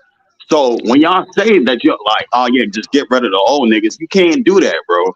That's why Houston went and got. That's why Cam Houston. Cam Thomas, Kyrie, and KD was here. So even if he was working on his game, cool. Nash wasn't giving him minutes anyway. Yep, and I agree. Eskimo, my thing is, I understand what you say, but my thing is, I'm a Finney Smith fan, right? But I think he deserves to be in a different team, bro. A team that's more established that he can play his role. Let's build a new identity. That's all I'm saying. Like these players don't belong here, bro. With what we got going on, so that's what I'm saying. What's the Start over, identity you want to start build? fresh. What's the identity you want to build? You said what happened? What's the identity you want to build? Like they gotta take time, but they gotta build the identity. Just like OKC did, it takes time to see what route you want to take, how players gonna play. You know what I mean? So it's just a new thing, bro. Like for example, if Finney Smith go back to Dallas, he gonna impact that. If he go back to a championship team, Lakers, he gonna impact that. He's not gonna impact these players. Like we got too many role players, so we need to build identity and know what path we gotta take, and that take a couple years. That's what I'm saying. And y'all gotta realize too, when we got Kyrie and KD and all these other niggas, bro, these other teams was, I'm not saying it was dirt, but these niggas wasn't on our level at that moment. We had three of the biggest all superstars in the league on our team. And the fact of the matter is, them niggas was plotting saying, yo, when that shit crumble, we gonna try to contend and be the best team. So what I'm saying is these fan bases, the teams that's nice now, when these niggas was dirt when we was up, they not complaining because they understood like, yo, this is gonna be a process. Yeah, these other niggas, these niggas got it for now, but eventually, everything comes to an end. And when that shit comes to an end, we gonna be the ones on top, and we gonna be lit. And now look what's happening. So the fact of the matter is, just like they have patience with their organizations and their franchises, we got to do the same thing. It's now our turn, bro. And I understand niggas don't want to lose, and I'm not saying that we got to start some Philly shit on some trust the process shit, but at the same time, get some young niggas that can compete. This is a young team. Niggas, this league not run by 30-year-olds no more. This shit is different. These young niggas out here are hungry and they willing to win. Yes, talent and skill is included in that, but it's also mentality. Most of these niggas that's playing, they got a mentality to win. They not for all of this other shit, going to the clubs, partying out, hanging out, getting drunk, showing guns on IG, They're not doing all of this other shit. They focus on ball. And the fact that we got young niggas here who is focused on ball, aka Cam Thomas, aka Day Day, aka Jalen, all these niggas. I'm not saying they don't go out, but they not showing the organization unfaithfulness by slandering his name by doing dumb shit on social media. They just focus on the bullshit and getting better every game. So if you want to, that's something that you look at and be like, yo, those are pieces that I want to build around. I don't want to trade Cam or Day Day or none of these dudes because they are essential to a winning element that you need in the game. We look at Kobe and all these niggas. Nigga Kobe used to say these niggas used to be partying when I was at the gym at 5 a.m. Now these niggas come here and they tired. Yo, I don't want to practice. I don't want to. Oh well, you got work to do. We got a game to play. You don't. In terms of that, we don't got nobody like that in the league no more that's willing to focus on the game. But we got somebody like that here in the camp whose favorite player is Kobe Bryant. Here's the thing. I think we can at least get somebody. I think we are a real serious anchor away, bro, from like really making some noise with a young team, bro. Because I think with this last draft, we got pieces. We got pieces, bro. Like this draft alone, bro. We got pieces running right. We picked a point guard that was 6'7". We picked Clowney, bro. We saw what we could do. And we picked Jalen Wilson, bro. We got somebody. We got pieces for the future. To me, bro. Yeah, we got pieces. I think we got pieces, bro. I really do. We got pieces for the future. Like, why don't niggas believe in the niggas that's already on this fucking Bro, we team? competed with the That's Bucks, young. bro. The Bucks. Hold blew, on, bro. y'all. The Bucks blew us out by Anybody? 20. Anybody want to answer Marlene Sutherland question? She said I wasn't watching. she Was said? Cam trying to play make with the bench squad? I seen him throw a bad Yeah, pass. I seen him do. On an alley-oop. But Yeah, I seen him do it. It was a bad pass, but I like what it shows. But the thing is, when you playing, I seen him find Jalen Wilson on the pace on the push. Remember but the thing is, when you playing with a bench squad, the thing is, Marlene, when you playing with the bench squad, you got to be aggressive as a scorer because they putting in all the work on defense. They putting in all the work on defense and all the work on the hustle plays, and that's exactly what Cam Thomas was doing the few minutes that he was out there with that club. Then, listen, what the McCullough got a steal on Dame, got a dunk. They called a timeout. He hit a three, the closer within 4, and then Cam Johnson hit a 3 to give us the lead. They put in work out there, bro. I don't give a shit what nobody say about tonight. Some niggas work their ass off to get back in this game. There's nothing out. Listen, as far as the young players on this team, it is as clear as day. It is as clear as day, bro. In terms of drafting, bro, that we did not go wrong with none of these niggas that played tonight. Not Wilson, not Clowney, not Cam, none of these niggas, bro. Leaf, real quick. All right, real quick, Leaf, because I ain't get to see the game, right? And I'm looking at the box score right now. You can't look at the box score. You can't. I'm like easy, bro. Listen. No. But real quick. But that's my question to you, because I'm looking at the box score and I can't tell the game from the box score. Wait, damn, why you could Lonnie? If you could tell me, real quick, how did Wilson, Walford, Clowney, how did they really impact the game? Like, what did they do to get us back into the league? Because it don't look like they got us back into the league. Okay, so I got you. So when our starters was playing, right? So when our starters was playing, you know, Claxton, them or whatever, you know, our starters. Brooke Lopez was shooting 3, bro, from basically the other side of the court. They were playing with us. Basically, they were playing with us. And Damian were like, all right, let me finish it. Let me kill Struder too. He shot it. Bro, they was shooting. They wasn't even hitting. They was embarrassing us, bro. They were shooting 3s from like the other side of the court. I swear to God. Brooke Lopez and Dame. So once they brought in, like, you know, like I said, Clowney. Yeah, Clowney, and they brought up, you know, the other player, Wilson and Walford. The floor started spacing, bro. Then we started shooting 3s. Then we started shooting mid-range. We started bringing the game back slowly but surely. Even DFJ was, you know, was impacting the game as well. So that's how we brought it back. And we made Clowney made Brooke Lopez work because when we had Claxton in there, Brooke Lopez did not leave that paint, bro. You know how Brooke Lopez is. So that's how we was able to impact those games because we spaced the floor, we spaced them out. So that's basically how the game works, bro. That's a I'm little not gonna brief lie. story. I'm not gonna lie, bro. Like Clowney might be a gem, bro, and we don't even know it. Like, bro, like I look, mean, bro, he only 19. yeah, He only going to develop a floor. Yeah, he 19, bro, and just in these NBA minutes tonight, he went toe to toe with Giannis Yeah, he blocked Giannis. Yeah, he at, blocked Giannis. at Yeah, 19 all of years that. old, bro. Like, come on, bro. Like, what are we?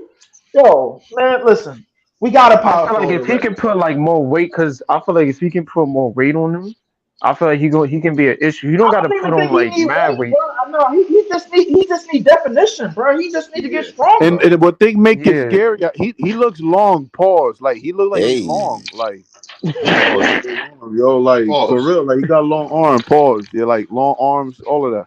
He got a decent wing. I think he got a decent wingspan. I think Hold that up, hold up, hold and up. he's athletic. Like he's Hey, bouncy.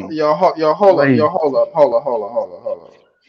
So I just got something to my phone and said, yo, Dallas had 18 dunks against the Utah Jazz tonight.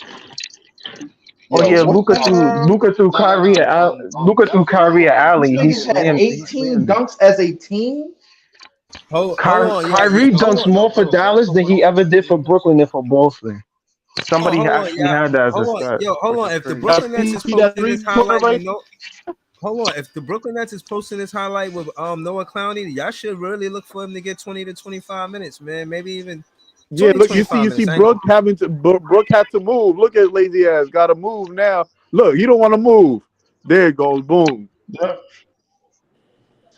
Yeah, See how the man. I'm offense? like, You see how the offense and the spacing looks way better, bro. bro, Like the thing is, when you got an extra shooter, bro, at the 5 or the 4 position, bro, the shit helps. This is one of the reasons, bro, why I don't really value Clowney like the rest of y'all niggas up in here do, because we kept saying Dayron is the better shooter. Dayron is at least gonna try to shoot that. Claxton is not gonna try to shoot that. I think it's not the 2000s anymore, man. It's a whole different era, man. The niggas, you gotta be able to shoot. Niggas is not the busted, case. bro. These players, bro, at the 5 and the 4, they have versatility. They could shoot. They could get in the dunk box. They could pick and roll, pick and pop, bro. Yo, these niggas are much more. They have much more to offer than just rolling to the basket. They have much more to offer, bro. Oh, Yeah, Jay, you're not look gonna at that. like Jay. You're not gonna Look at the like quote this. right there. Hold on, Look at y'all. the quote right there. Hold on. Jay Let not me gonna read like this. Hold on. I want Jay to kind of rebuttal what he think about this. Kevin Ollie on playing Noah Clowney over Dayron Sharp tonight. He said, I just wanted to see him. He's been playing his butt off in Long Island. Hey, and I yo. just wanted to play him and see him in a game like this. I thought he did a hell of a job as a young guy getting thrown in the fire. That's the second question. The first question was how did Dayron feel about it? You know what I'm saying? And they said Ali on Dayron Sharp logging a DFP tonight. Ali says it's just about sacrifice. And that was the conversation. I told him beforehand. You got Chris Brown in the background, man. Hold on. Somebody This better is turn this. that nigga Breezy. You're trying to go and get straight if that Chris Brown keep on playing, nigga. right? Somebody better turn up Somebody Why are you playing Chris Brown in the I background? don't think you can play that What's breezy going in on? the background. Yeah. Niggas got to shut down that breezy. Oh, my fault. But go ahead. Somebody else read this comment then. Somebody else read this. All right, so You gotta click the show more, I think. I'm not sure. Hold on. I got you. All right, so here you go. I wanted Jay to, because Jay liked Clown. I mean, he liked Clowney and Dayron Sharp. So I just wanted to know what Jay thought, what his thoughts was on this. You want to read this, Jay? It's just about sacrifice. And that was the conversation. I told him beforehand what I was gonna do. Dayron's probably not happy with it. I wouldn't be happy with it, but this is a team game. I wanted to see. I don't know. I can't see the rest of it. I wanted to see tonight. I can't see the rest of it. I wanted to see Noah tonight. But I saw the interview when he said it, and I mean, yeah. Dayron wouldn't be happy with it. I wouldn't be happy with it, but I mean, I wouldn't be happy. I feel like with he it could have either. played them together though. I don't feel like it should have been an either or. I wouldn't be happy with it coming off a 17 rebound game neither. But at the same time, I feel like him and Dayron might got something going on with them, man. No, I think he. No, I no, think he no, just I wanted don't to think space that's the it. floor. No, Jay. You know what I think, bro? I think, bro, like he probably went to the front office and said, "Yo, I'm gonna sit Claxton tonight," and they was like, "Hell no, you're not." That's probably what it was, bro. I think that's what it was. What? I honestly think that's what it was. What? I think that's what it was. Yeah, God. yeah. We I are think that's in what it was. conspiracy theory area That ain't now, a conspiracy, bro. I don't think that's what. I don't think that's. I think. Hold on. I don't think Claxton can never sit though. I don't think that would be. Why? Like I said, I be thinking people be listening. I don't know if they be listening to us or other things or whatever, but I think he wanted to space the floor tonight, yo. Finally, like we kept complaining about a stretch five, so he wanted to see how it works, and it looks really good. I mean, that's what I can say. Like it looks really good. Did that because you don't have no other four when DFS is out. That's why we trying to tell you about this roster. When you get down one guy, you got to go scratch the surface to find another. That's why he played tonight. And the sacrifice. I think DFS could have played tonight. I think he just asked him to take a day off because I heard he could have played tonight, if I'm not mistaken. They was thinking about it, but because he didn't, you don't have another guy that can do other than Cam Johnson what Finney Smith does. So you got to go to him. Basically. And you know why that is? Because somebody in the front office is allergic to getting niggas over 7 foot. So that's what we gotta deal with. This is the roster that you gotta put out. Look how this much is what better it happens when you looked, don't though. get bigs. That's true. It did look better, but this is what happens when you're allergic to getting big men. When your personnel goes out and you got to deal with what you got. Thank God that Marks drafted Clowney, because if he didn't draft Clowney, who the fuck was gonna do what he was doing tonight on this team? Jalen Wilson.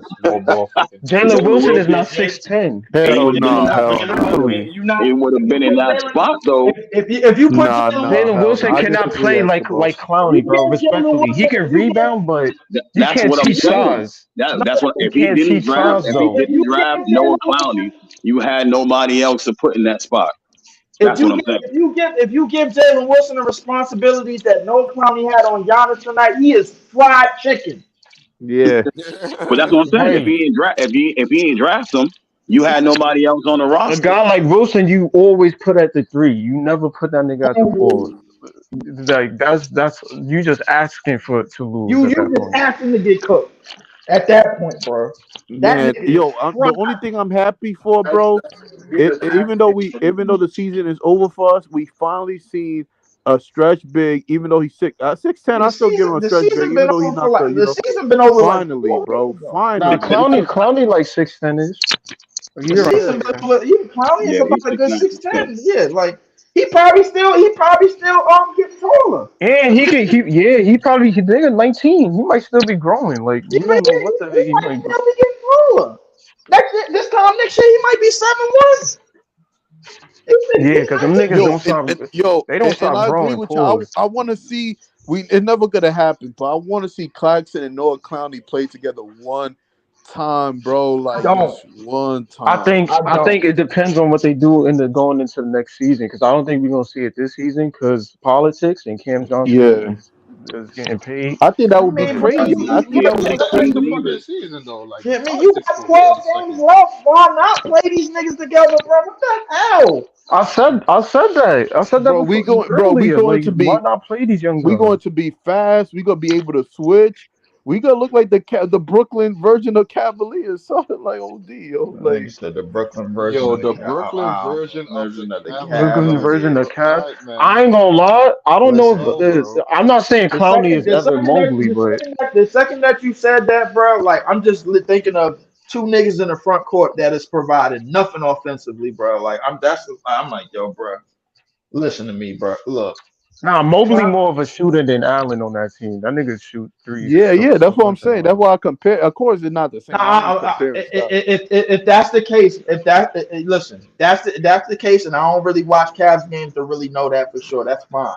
But if Yeah, that's the case, bro, Mobley can shoot all but right. if that's the case, bro, we might be looking at Clowney but having a more of an upside and having a more better trajectory than both of them, than both Dayron and motherfucking Claxton. Yeah, he's more It's developed. possible. Yeah, It's I mean, possible.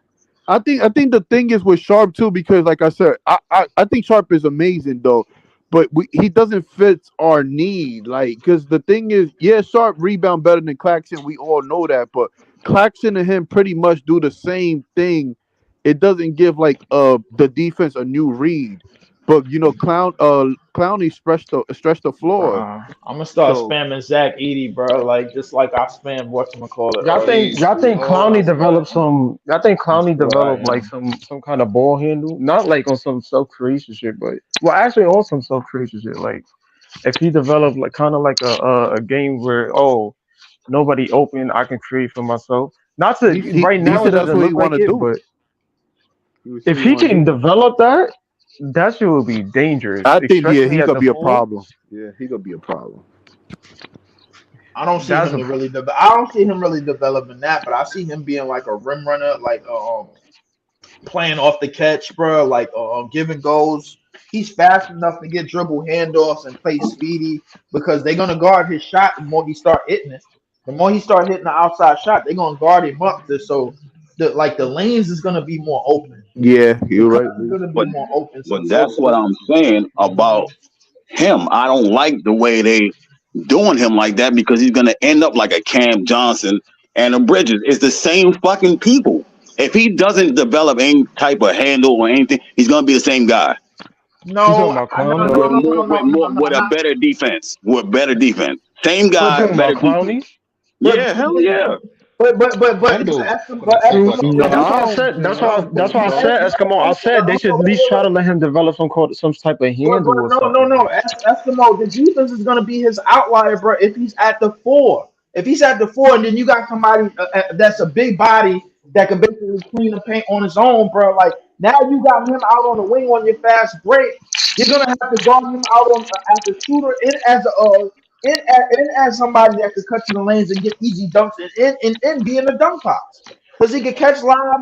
He He can catch get in the dunk lobs box too. Yeah, and he can like shoot. How yeah. many players have we ever had in the history of this team that could do that? Not a lot. Thank you. He can already do what Claxton could do for the most part. That nigga offense is better than Claxton, and the nigga's a rookie. He 19 years So, old. Offensively, he already better than Claxton, and he 19 years old. In the defensive end, it looks pretty close to Claxton. I get Claxton the edge because of experience, but his defense looks just as good. So what are we doing? that's why I said, yo, we might as well play the young guys to see what they can really do for the rest of the season. I mean, niggas not making the play at this point. Like, Listen. I'm gonna say this again, bro. We talking about playing. I'm gonna say this again, bro. In terms of this past year's draft that we just came out of, bro, with Clowney, Wilson, and even Dariq Whitehead, bro. In terms of upside, we did not screw this draft up. We did not screw this draft up at all, bro. So the thing is, after what we just said about Clowney to comparing Clowney to Claxton, he already offensively more willing of a shooter than he is, and he's and defensively it's not that far off based on what we just seen tonight, bro. Why are we giving Claxton anywhere near $20-something million? wait, hold up, y'all. Do y'all agree with this comment? Because I'm kind of yes or no what Marlene said. Because he said 28-year-old players don't improve; they are what they are. Thank you. Yeah, that's a fact, Marlene. Thank you. That's a fact. That's a fact. That's a fact. Y'all, everyone here agree with that? You would be basing that on Macau. Macau is the. I'm basing on everybody. Name me a nigga that was 28 years old that improved from 28 to 29. let me say this. Let me say this real quick. All right, they might not improve, maybe incrementally, but sometimes they role changes, and when they role changes, you get a different outlook on the player. So I'll say that. I mean, Macau role changed when he got here. Okay, all right. Yeah, So once his role changed, he so dropped so 28 e- for so that. easy, so easy. All right. So give me a nigga that was at age 27. His role comes at age 28. I mean, age 27. I mean, damn, I gotta look for a nigga that's 27. Yeah, nah, It's it's not. very rare to see. It's very rare to I see a mean, game change from 28 hold to on, 30. Yeah, Put it to you this way. they role And be then- changing. They get a lesser role because they be trash. hold on, real Exactly. quick. Hold on, real quick. Andrew Wiggins, when he was on the Minnesota Timberwolves, he was the number one option. They had the scouting report on him. Now he had a few good years when he was putting up big numbers, but everybody knew that it shit didn't mean nothing. Boom. Right. Put him on the Warriors, you get a lesser role, lesser expectations, different kind of role. You're not the number one option, so you got an all-time player on your team. He looked like a fucking shining star in the finals. The finals. So basically, what we're trying to do is basically what the Warriors did with Wiggins. But the thing is, we just don't have nobody that You don't have a has. Steph. We don't have that nobody that has the prowess of a Steph or of We the don't have to prowess of. necessarily do what the Warriors doing, though. Leaf. We don't have to necessarily do what the Warriors doing. We need to Okay. focus on what we need to do. Like fuck everybody else. If you want to, you can look at certain people models and take from them. But we need to look at what we need to do and look within before we start venturing out. Someone said something on the pod like months ago talking about we could be the OKC of the East, and I don't know who said that, but like high How key, many fucking picks I'm not saying I OKC had? disagree. Do you know I how don't many know, fucking but picks somebody said we OKC could be got? the OKC of the Hold East a on. few like months ago. Whoever said that was a dumb fucking ass. Do you know how many fucking picks OKC got, bro? They got a shitload of picks. They got more picks than Utah. I ain't gonna lie to you. Come on now. Nigga, you see San Antonio got picks. Utah's loaded, nigga. Utah loaded, OKC Danny loaded, Ainge OKC, is San trying to Antonio. be like Sam Presti I'll put it to you this way, bro. It's three teams in that division. 3 teams in that division, bro.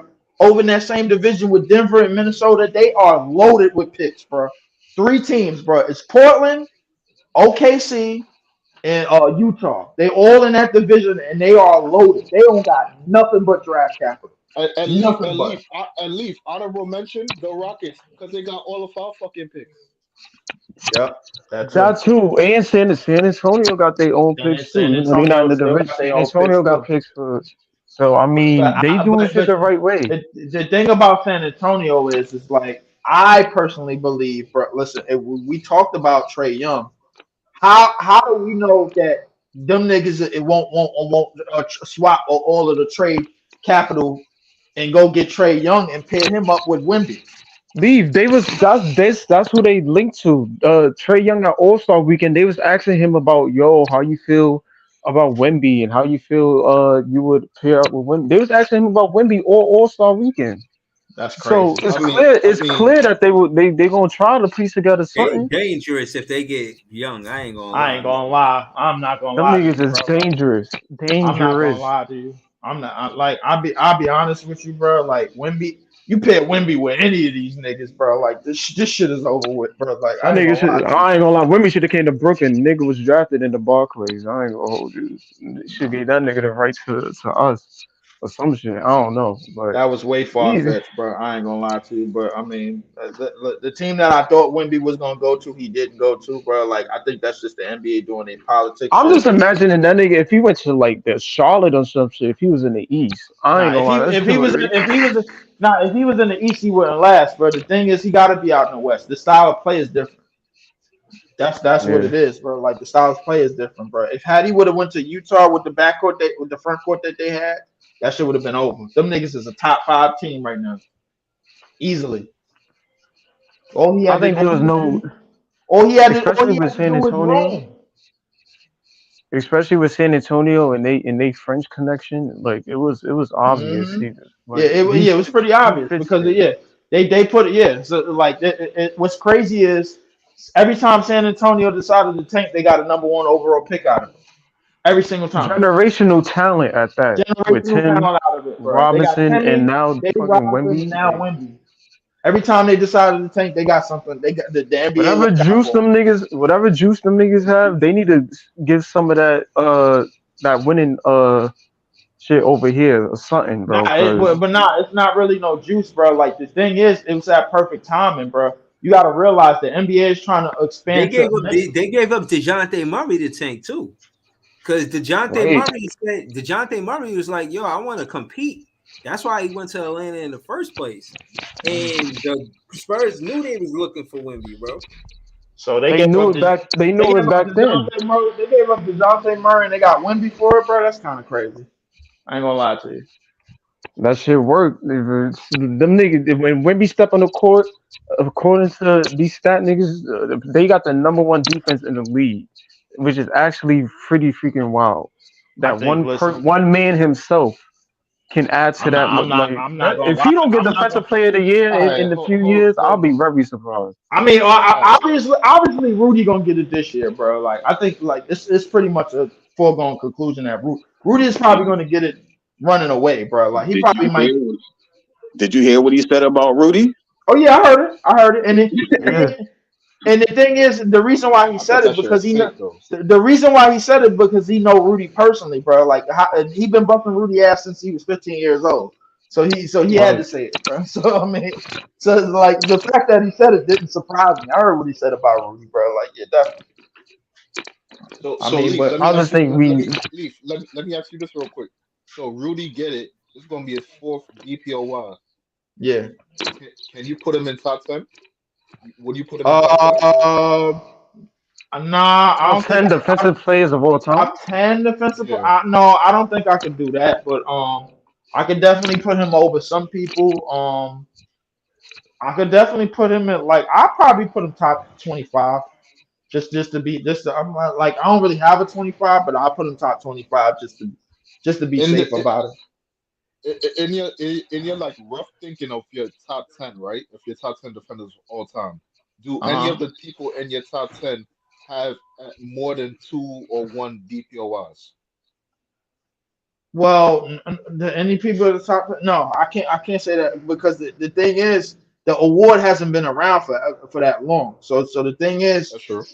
So the thing is, if you don't for those that don't acknowledge that Bill Russell and Wilt Chamberlain is the greatest defenders or 2 greatest defenders of all time, I ain't gonna lie to you. Something is wrong with you.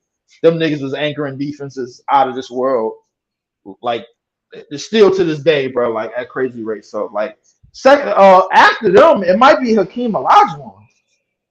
Like realistically, bro, like most of the niggas that's all time great defenders didn't win the award a lot. So the thing is, the reality is.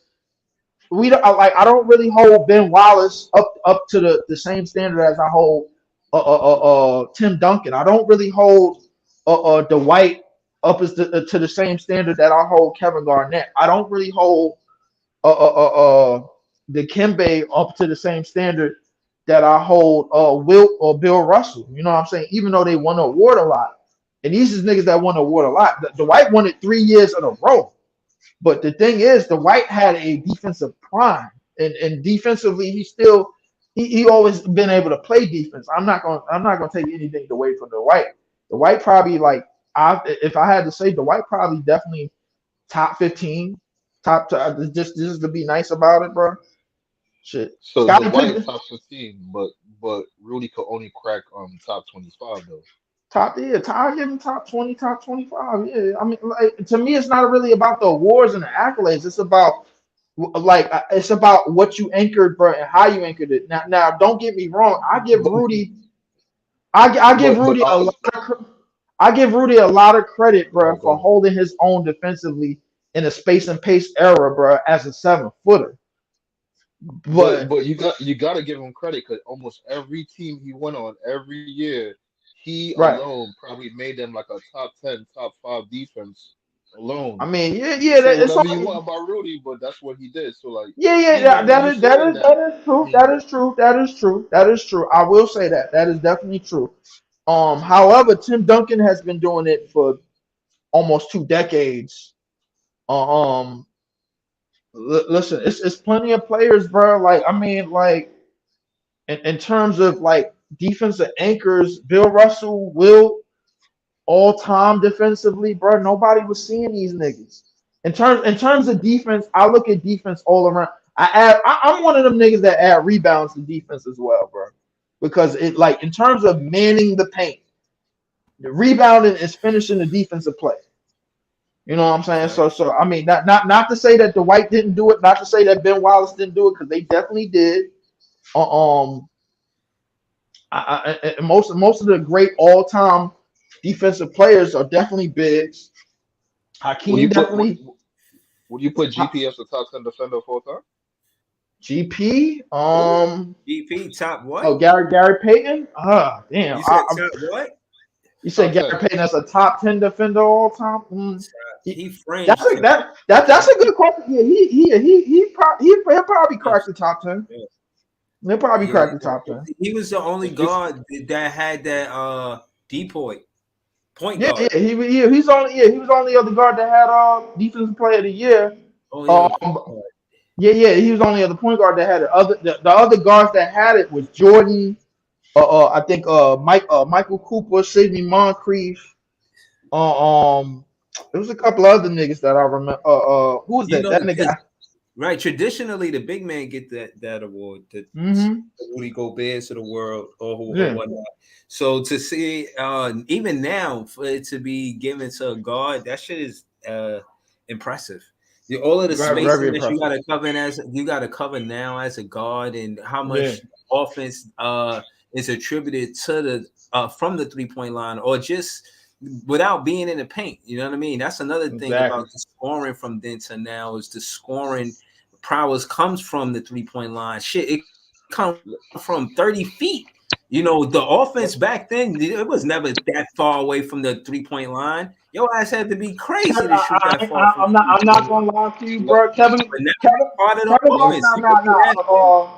hold on, you could be 30 feet away from the floor. 30 feet away from the basket, and that's considered an offensive threat, depending on who's taking that. Tim Duncan is. Let me ask you this. Tim Duncan, I got top 5. I got AD top 10, and I got Kevin Garnett top 10. Let me ask you this. I'm asking everybody this. Would you put Kawhi over Rudy all time in defense?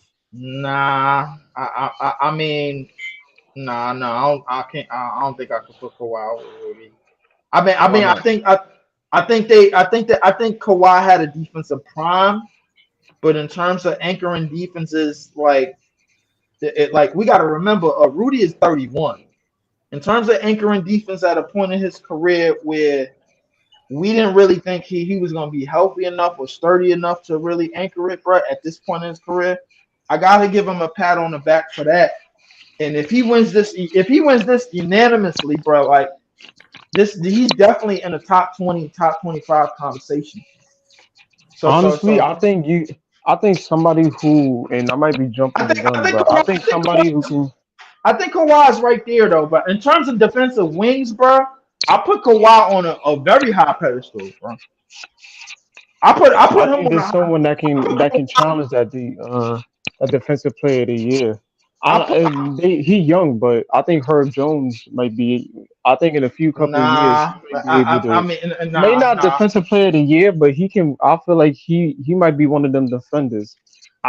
Herb is that defender now. The only person that's above him is probably Jaden McDaniels. So Herb is that defender now.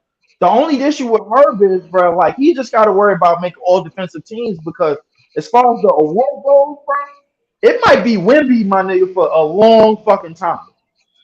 That's what he said. That's what he said. After this year is over for Rudy. Yeah, after this is locked up. It's done. It's locked up. It's done. It's locked up, bro.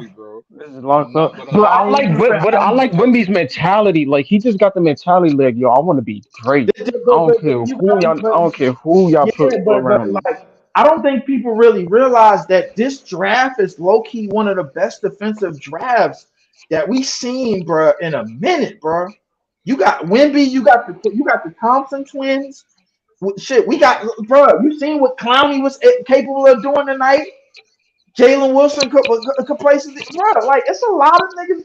I think this recent Brandon draft. Miller is a I think this Brandon recent Miller is draft a class in a fucking few bucket, years. nigga. I You see Brandon feel like Miller? this draft class in a few years, along with Wemby, Brandon Miller. I don't know what Scoot gonna be, but I feel like them two niggas is gonna be dogs in the next few years. I Like feel they like just got the potential. Hold on. Easy. defensively, What's the Easy Thompson gonna say? twins is Easy, there. what you say? Well, Easy, what you was gonna say? Easy. I only work with the Nah, twins too. But go ahead, Easy. I was saying though, you see Brandon Miller, like a lot of fucking low key talent came out that draft. Yes. Yeah, The this draft Thompson was twins, loaded like, with talent. Yeah, I mean, this they draft is gotta loaded. work on the Thompson twins. Got to work on their scoring, but they are good prospects, nigga. We Niggas is we talking got about 3 fucking. players out of this draft, bro, that got nothing but upside.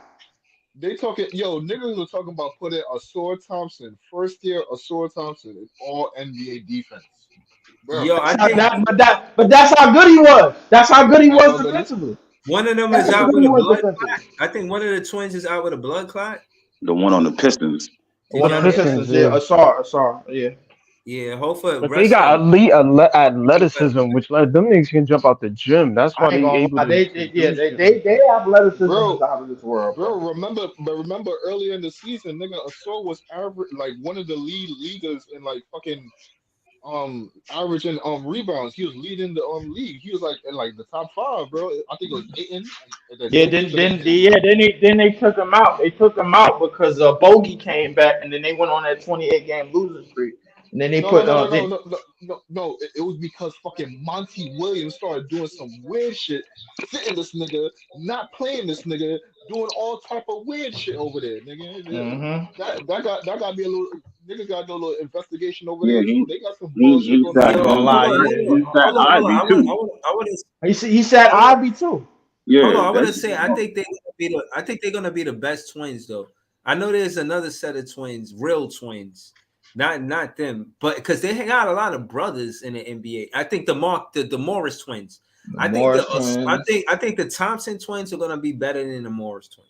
The Lopez twins, bro. Listen, I'm not gonna lie to you. Yeah, they twins too. They are twins. I'm not gonna lie to you, Breezy. Low key, they probably already better. I ain't gonna lie. They probably the best twins in league history already. They probably already better because he said already. Right. Yo, I think they are already. There's no sample size. That's why. And Marcus fucking really chucked the ball, to be honest with you.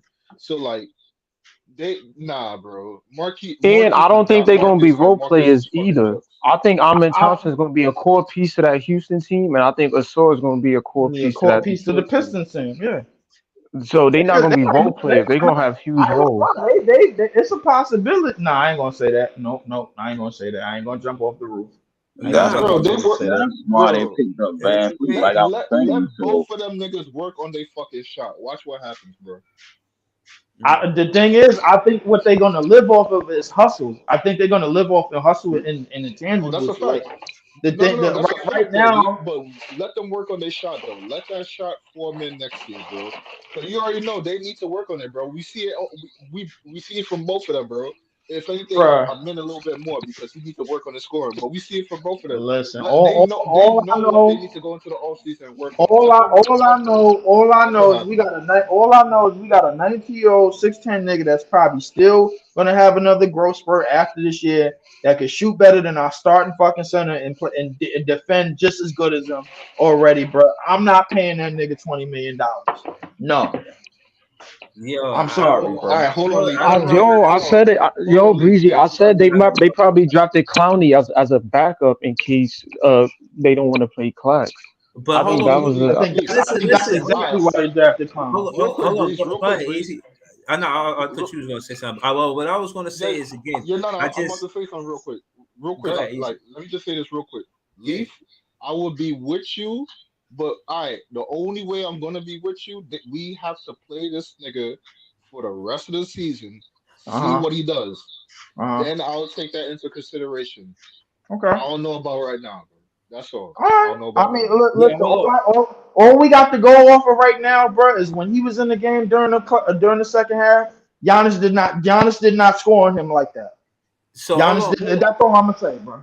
Hold on. I wanted to get into continue what Jay was saying about what was it? The Kevin Ollie and the whole thing is sacrificing the minutes of Day'Ron Sharpe.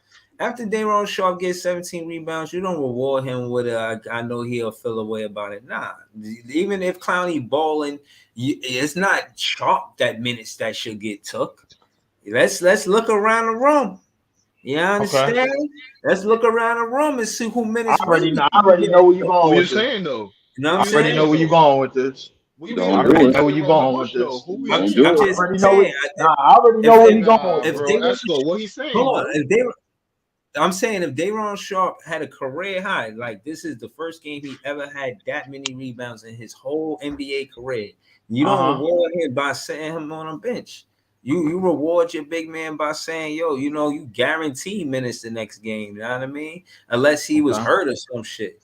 And I'm just saying, as far as building a culture of rewarding players, we've seen players get.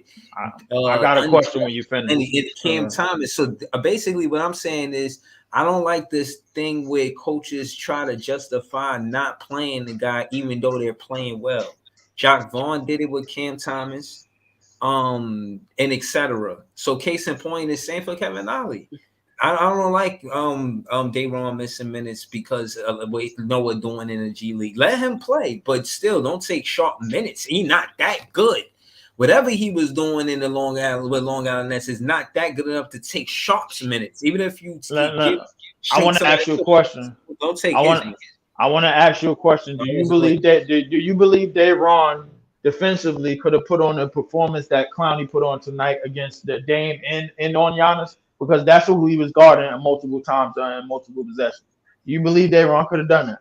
No. I think that's yes or no question. No, but I don't think you give him 0 minutes because of that one thing. You still could find good in him. You could still share the minutes. I taking all his minutes away. Nah, I'm not with. Nah. But here's the thing. One of the reasons why that was done tonight was because of one main thing: strategy. The thing is, the reality of tonight's game is Noah Clowney did something that Day'Ron and Claxton cannot do. He made Brook Lopez work. Them niggas cannot do that.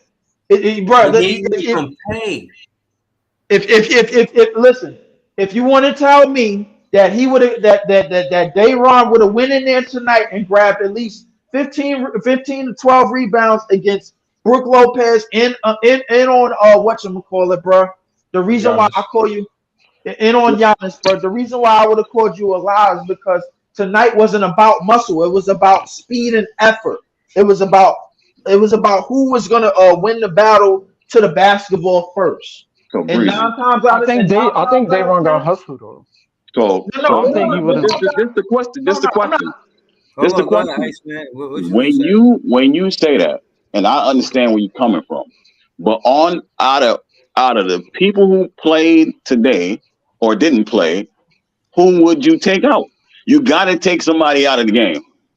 If you want to see what he's balling out in the G League. He was balling out in the G League. I don't remember what his average is, but I think it's like 20 and something down in the G League. If you want to see him play on this level, who do you sit down? Because you got to sit somebody. Hold on, exactly. I'm glad. What rotation? I got a real answer to this question.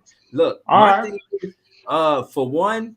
I'm rotating him in this roster because I don't think Cam Johnson need to play 35 minutes. I don't see what he do to dominate both sides of the ball. He scores on, so we didn't have DFS. Hold on, but still in all, with him not having DFS is another reason why I play a Day'Ron Sharpe, just because to set the tone. Of course, there's disadvantages that happen, but I don't kill somebody. Can somebody just mute up while I'm? Well, I don't know what that is. Yeah, I don't know what that is. Somebody twisting a lock. Somebody doing a lock combination, bro. Like, word. Like that old school ass that combination lock. Remember that shit in high school? You used to turn that shit like 3 times. Like, yeah. I'm like, word. I used to hate them shits. Them shits used to always get jammed up, bro. Figuring out a fucking Rubik's Cube or some shit. Yeah. So Cam Johnson, I don't think he should get 35 minutes. He could get 28 minutes to 30 minutes. Same for Bridges. Like, you won't play every game. You don't got to play max minutes every game. I'm giving you 28 to 30 minutes. Right there, I done shaved off 5 minutes apiece. You could have gave Day'Ron Sharpe 10 plus minutes. I didn't forget the Clax. Clax, he playing well, but he had negative 17 because he couldn't hold Brook. Yeah, like he could have, you know what I mean? He needed help. You know what I'm saying? Maybe have them out there in the rotation together. Try to have the biggest lineup we could have out there. You feel what I'm saying? I'm not about putting two skinny niggas at the 5 and 4, bro. Real quick, bro. You make no. Go ahead. Question real quick. Yeah. Real quick, here's my question, right? So you want to play 11-man rotation then? Yeah, I would. Because hold on, let me tell you real quick. Let me tell you real quick. They played a back-to-back last night. So our advantage is to keep the pace. Fast play, the fastest, burn them out. Even if they keep it close in the first half, have some make it so they ain't got nothing left in that fourth quarter. Burn them out. They shouldn't be making plays down the stretch because they're too tired.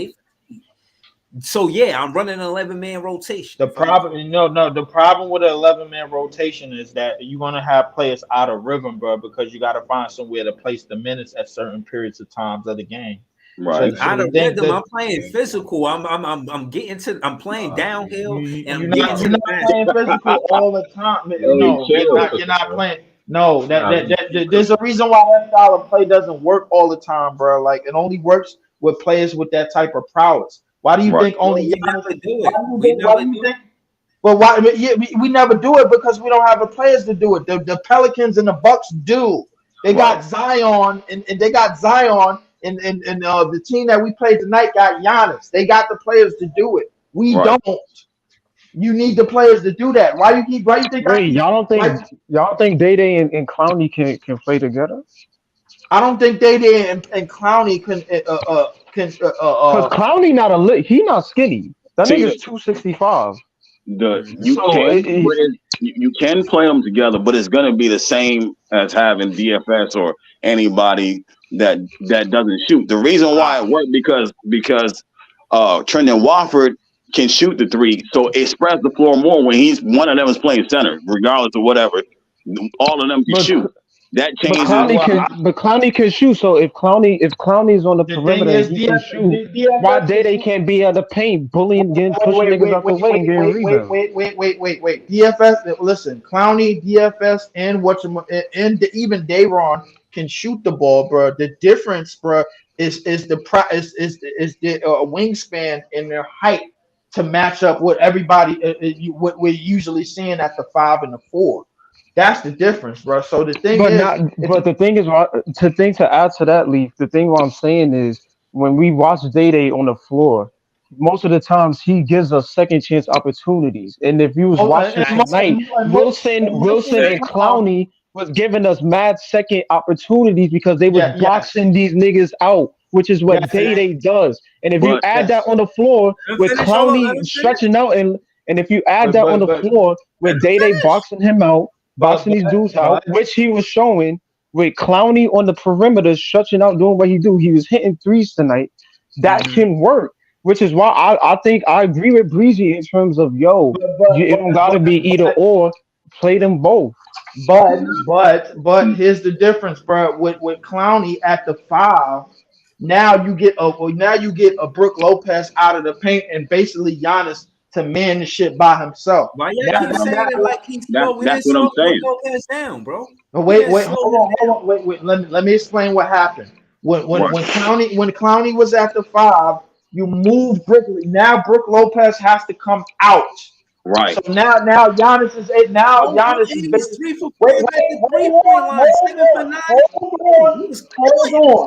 Hold on. You got to understand the game, though, Breezy. It's a different game. Hold on. You got to understand the game plan. The game plan was with Clowney at the 5 to move Brook Lopez out and make him work outside of the paint. Now they don't stack the paint. Wait, hold on. They don't stack the paint with Lopez and Giannis anymore. Now Giannis is down there by himself. Now you got Watford, who's a good 6'8", and now you got Wilson, who's a good 6'7", 6'8", attacking the boards, getting Right. on the rebounds. So the thing is, Giannis can only box one. Giannis can only fend off one of them. And to Leaf's point, he can only fend off one of them. So to Leaf's point, to my point, so the hustle game worked in that aspect because now Brook Lopez is out of the paint. The thing is, bro, like what the Bucks do. Wait! I'm about to finish.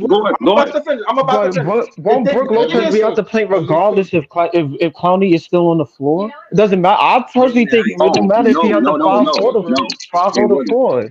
He wouldn't.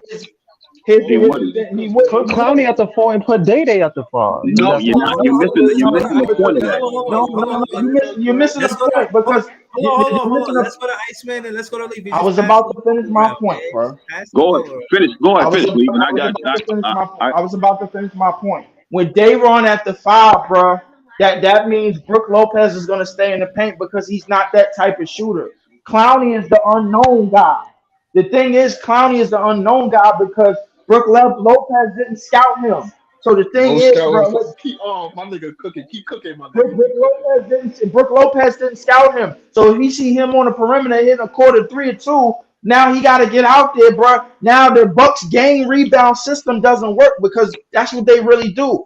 They game box out so Giannis could get the rebound, so he could get the fast break going because he's the best dribbler. That's why he averages 11 rebounds, and Brook Lopez only averages about 5 or 6.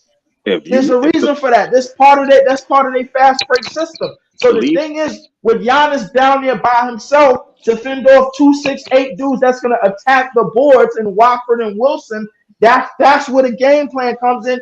That's why we was able to come back into the game. That's why we able to beat them on the hustle plays in the second half. All right, to Leaf's point, right? That wasn't my point, but I'll wait till y'all finish. Nah, well, to Leaf's point, when you watch us play and you watch Dayron grab or offensive rebound, it is 1 versus 3. You know what I'm saying? 1 versus 4 when you grab offensive rebounds. Now, when you take Dayron out of the picture and you take Brook Lopez out of the paint, now Wilson with his energy crashed the board. And you got Watford. So now it's 2 on 1 instead of 1 on 3. The game plan is totally different. And Giannis, like Lee's saying, you can't box out 2 dudes. You know what I'm saying? The way they was hustling. And that gave us more offensive rebounds. Yes, Dayron gets offensive rebounds by himself, but he's big enough to deal with 3 dudes. And it's rough for him. But when you take when you take Brook out and you only got Giannis, and sometimes Giannis might be at the top of the key, then you got a better chance of grabbing rebounds because you got both of them out the paint. It's a different game when you have people that can space the floor and you take the bigs out of the paint. That's basically what it is. Exactly. And the thing about Dayron, we got to remember, bro, he's playing the backup 5. 9 times out of 10, bro, the niggas that he's deboing on the boards are bench players. He's not deboing starters, bro. That's not what I was. I just want to say. I hear all of that, but it all add up to 5 points and 4 boards. If Dayron Sharp getting 14 minutes, he giving you 8 boards. And we get him blown out by double digits, bro. As opposed to tonight in a game that we were within a striking distance. Hold on. Listen, as much as y'all say all of that jazz and this and that about Brook Lopez, he was 7 for 9. He had 17 points. All of that shit y'all talking, it don't add up to him playing good defense on Brook Lopez. So all I'm saying is at the end of the day, if you that tall and you're big, I want more rebounds out of you. Maybe you don't have to score more than 5 points, but the fact that you only got 4 boards shows that you got out rebounded in that time he was there. No. Let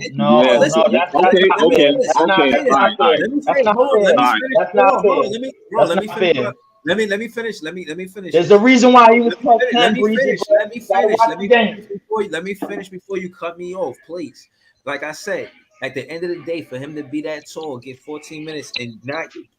You're a liability if you're not knocking. You're not 50% or better. You being real hard on him right now, bro. Hold on. Listen, that nigga 19 years old, bro. No. But what I'm saying is, when you got your big man taking 3-pointers, you gotta know you taking him out of the rebound equation. for the most part. So even though he might get a long rebound, it's going to be his long rebound. Case in point is Brook Lopez, in contrast, him being the big man from the 3-point line, he was 3 for 5. Noah Clowney was 1 for 4. So again, Brook Lopez didn't give him all of that money though. He only played 14 minutes. Yeah, Bro, no, Claxton. He didn't give him all of that money, bro. I'm talking about was on Claxton, bro. about the sub out between Day'Ron Sharpe and Noah Clowney and whether it was a success or not. And I'm saying it wasn't. Nah, bro, you can't look at the game. You can't look at the game like that. No, you can't just equivalent that to the top school, bro. You can't look at the game like that, Breezy. When he grabbed 17 rebounds, what did it do? What did it do for us, bro? His the rebound. Wait. What Breezy? Wait, hold on, leave, because here's what I'm saying, right? Because with the Milwaukee lineup, it's the same shit. Giannis is not a fucking shooter. Brook Lopez is. So with them niggas, you got Giannis driving. He can't shoot worth a lick. So in terms of him rebounding or whatever the case may be, I would equate a Giannis to a Day. I'm not talking about skill set. I'm talking about niggas that can't shoot. They can't shoot worth a damn. Day can shoot only if you give him one, but he not of that much of a catch and shoot player like a Lopez is. So what I'm saying is right. So what I'm saying is with Day and Clowney, yes, Brook Lopez at the 5. He got to get out the paint. I understand that, but in terms of him going out the paint, rather Day in there or not, wouldn't he have to do this shit regardless if Clowney is still out there? Because if Clowney is still there, yeah, he at the 5. But if Giannis can't get there or some shit, that nigga gonna have to pick up. If he understanding. Right? If he pick up, Day there for the read. What I'm saying is the strategy that you use against Milwaukee is better to bring out Brook Lopez than it is to bring out Giannis, because Giannis could cover on the perimeter. Giannis could cover on the perimeter. Giannis could roll out on the perimeter. He's known for doing that for years. So the thing is, you want to bring Brook Lopez slow ass out, and you want to keep Giannis stationary. That way, when you have more than one person attacking the boards, Giannis is not ready for that because he's stationary. Giannis is better when he's moving. When Giannis is stationary, bro, he's not that effective. But that's not what I'm saying, Lee. I'm saying that it's not always. I'm saying, hold on, Breezy. I'm saying that's not always either or. Regardless or not, if Giannis is a perimeter defender or not. But if Clowney's in a game, either one of them niggas is still gonna have to pick up. Like, it doesn't matter who, if it's Clowney or whoever, or Giannis or Brook Lopez. They're not going to leave Clowney open for a 3. My thing is, who would you rather pick up on Clowney, Giannis or Brook Lopez? I'd rather Brook Lopez. I don't know. Well, I'm saying I don't disagree with your point, but what I'm saying is if Giannis is not at the perimeter, right, and he in the paint, and Brook Lopez is there, and Clowney is still open for the 3. Regardless of which, it might be a situation where Brook Lopez is in the paint or whatever, and Giannis got to pick up. Cool. I'm saying is not always Lopez that got to go out and stretch it out. Giannis might have to do it at one point too. Either way, there's still somebody that can stretch the ball out on the floor. I'm not gonna lie to you, bro. Had Clowney hit all 4 of them threes, bro, we would have had, not only would we would have won this game, but we would have had a whole different conversation of whether who deserved the match. Yeah. But you look at the game. You're looking at the game differently because y'all look at the game differently. If DFS was playing tonight, it would be the same. It would be the same if DFS was in Clowney's position. It would have been a different. It would have been a different game. Hold on. Let me say this too. DFS ain't consistent enough on offense. He's been missing a lot of 3-pointers. And again, like I said, I only articulate this because I'm about assessing it. Yo, just mute up or whoever that is, please. Y'all chewing gum or some shit. Like, I don't know who I assess the game. I'm not trying to trash these players. Consistent wise, we can't go to him, Mikal Bridges, or Cam Johnson on offense. We can't go to them in the clutch. If we not going to in this whole spreading the floor, I ain't saying it's a bad idea. I'm saying if he ain't 50% or better, he a liability because now we missing out on offensive rebounds that we could get if Day'Ron Sharpe was playing. So if you going to play Clowney, make sure Sharpe is on the floor next to him. Because his shot ain't wrong. Hold on. This is the point. The last point I wanted to make. The fact that they played that game last night, you gotta have more physicality in this game. You gotta make them. We did have physicality. We did have physicality. The physicality came from Wofford. It came from we missed Day'Ron Sharpe, man. Y'all can't tell me that we don't win this game without Day'Ron Sharpe. Day'Ron Sharpe, it's a different game with Sharpe. Are you crashing off with Day'Ron right now? It's a different. Day'Ron Sharpe could have made. I'm trying to. If we had Day'Ron in this game, bro, we lose by double digits, bro. Did you not? We played almost the same exact style of team when we played Giannis. When we played Zion at the 4, he plays the same exact style as Giannis does. Go to the basket no matter what. And I got a 5-man that can shoot the 3. That's because Watford. That's what I'm trying to explain. Watford and Clowney, you have to go perimeter. They're not always in the paint like Sharpe or Claxton. Exactly. Even though they run the dribble hand off top of the key type stuff, they always end up back in the paint. But when you have those guys that's capable and you know they're capable, you have to go out. You're not gonna play off. You're not gonna play back. You got to play up. That equals more space. That gives you room to crash the boards. Other players to crash the boards. It's a different game. If Sharpe has to sit in the paint or Claxton has to grab the rebound, if they're constantly down there, it's clogging the paint. That's a different ball game. Then you got listen. Why wouldn't you play? So I'll say this, right? So why wouldn't you play a lineup of Wofford, Cam Thomas, whoever you want to put at the 3, Wilson, Clowney, and Day? But that's what I'm saying.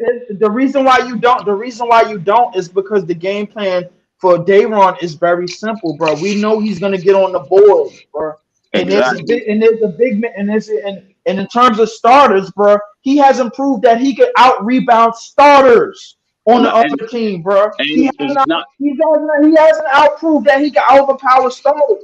So the thing is, why do y'all think Joe can get so many offensive rebounds? It's because he can beat his man to the basket because they got to play him on the perimeter.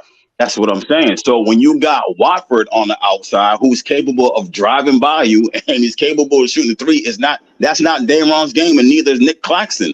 It's two different people doing 2 different things, and that changes how the defense has to guard you. Thank you. But what I'm saying is, Watford can do that, but Cam Thomas and Wilson can shoot too, though. Listen, so it's not like it's a lot of liabilities on the floor who can't create and shoot. Listen, I'm not debating skill sets with you guys. I'm not doing that. What I am saying is, Brook Lopez was 7 for 9, had 17 and 5. It wasn't. Brook Lopez wasn't scoring all that on Clowney. Listen, Lopez was not scoring that on Clowney. I'm not. Listen, but what I'm saying is, why Clowney not guarding him? Why that's not his assignment? You know, he wasn't on the floor. He wasn't on the floor most of the time. He was doing that. Hold on, there's no way that Brook Lopez should be 3 for 5. And we got hold on. Clowney in defensive situations, bro. He had to guard Giannis and Dame off the screens. Right. Hold on. He had to guard Giannis and Dame off the screens all night long. Leaving Brook Lopez open for 3 is ridiculous, and I've seen him take 2 wide open 3-pointers. So don't pretend. But most of the times, those are on Claxton. Those was on Claxton most of the time. Those are on Dame. Those are swing plays. Those are swing plays. If you look at the score, this nigga Brook Lopez was a -14 in the plus minus. So he was getting taken advantage of right to leave point, bro. So like, thank you. In the second half, he was. In the second half, it's easy to look at the -14. Look at his goal percentage. Look at Like, are everybody's you plus kidding me? minus, He though, was bro. 7 for 9, bro. Breezy, What I'm saying, Easy, is if you watch the game, they was running the pick and roll with bro. a player never gets hot in the game. If you watch the game, bro, if you watch the game, bro, he had 13 points in the first half, bro. So He y'all had just, so y'all 13 trying points to, in the I'm first saying, half. What I'm y'all saying is, bro, justifying. you gotta watch the game. Clowney did a great job defensively all night long. Wilson did a good job defensively all night long. It don't Crawford did a justify good y'all job. giving Sharp minutes, man. I can't justify not giving Sharp minutes. I get it. I agree. I want Dayron to play too, though. I don't disagree, but I feel like most of that was not on Clowney. Like Claxton wasn't picking up what the three. You know what? This to make it easier. What's the reason why we want to stretch big? The reason why we want to stretch big is because so we can have the wings attack the rebounds because we got wing players. We got wing players that can rebound and guards that can sneak in there and get rebounds as well. Okay, but that's what I'm explaining. They don't understand that when you want to stretch big, it's because you want to take the other big out of the paint. That was tonight. No, I don't think Breezy misunderstands that. I think he just want Day to play because even if Clowney is the stretch that you're talking about, he don't play this game. I'm a fan, bro. But what I'm saying, hold on, Breezy, I'm gonna try to explain. So Clowney is the stretch that we're talking about because he's able to bring Lopez or whatever out the paint. If we watched today's game, which some of us did, the reason why we got into the game was because Wilson, Wofford, and Clowney was hustling. They wasn't scoring like that, but they was out hustling. We was in the bonus in the for the whole freaking fourth quarter. So the fact of the matter is, if you add Day to that, it makes it adds to it. I'm not saying it takes away. No, it doesn't. It takes away, bro. It takes away because it makes the game plan for the defensive team easy, bro. For the rebounds, bro. If we have space all over the court, bro, and we have players fast enough to get from the 3-point line all the way to the damn offensive rebounds and all the way to the defensive rebounds from the 3-point line at the wing positions, bro. That's an advantage. That's an advantage, bro. Because the thing is, Giannis can't lay in there and wait for a rebound, bro. He got to guard somebody on the wing because they can shoot. Facts. That's why I put the stretch big in there so y'all can understand. If you got to stretch big, no matter, you could take Clowney out, put it, just imaginary stretch big like Lopez shooting the fucking three. You have to get out there and guard that guy. You can't when Dayron is in the game. But they still got Giannis in there who can't shoot either. Hold on.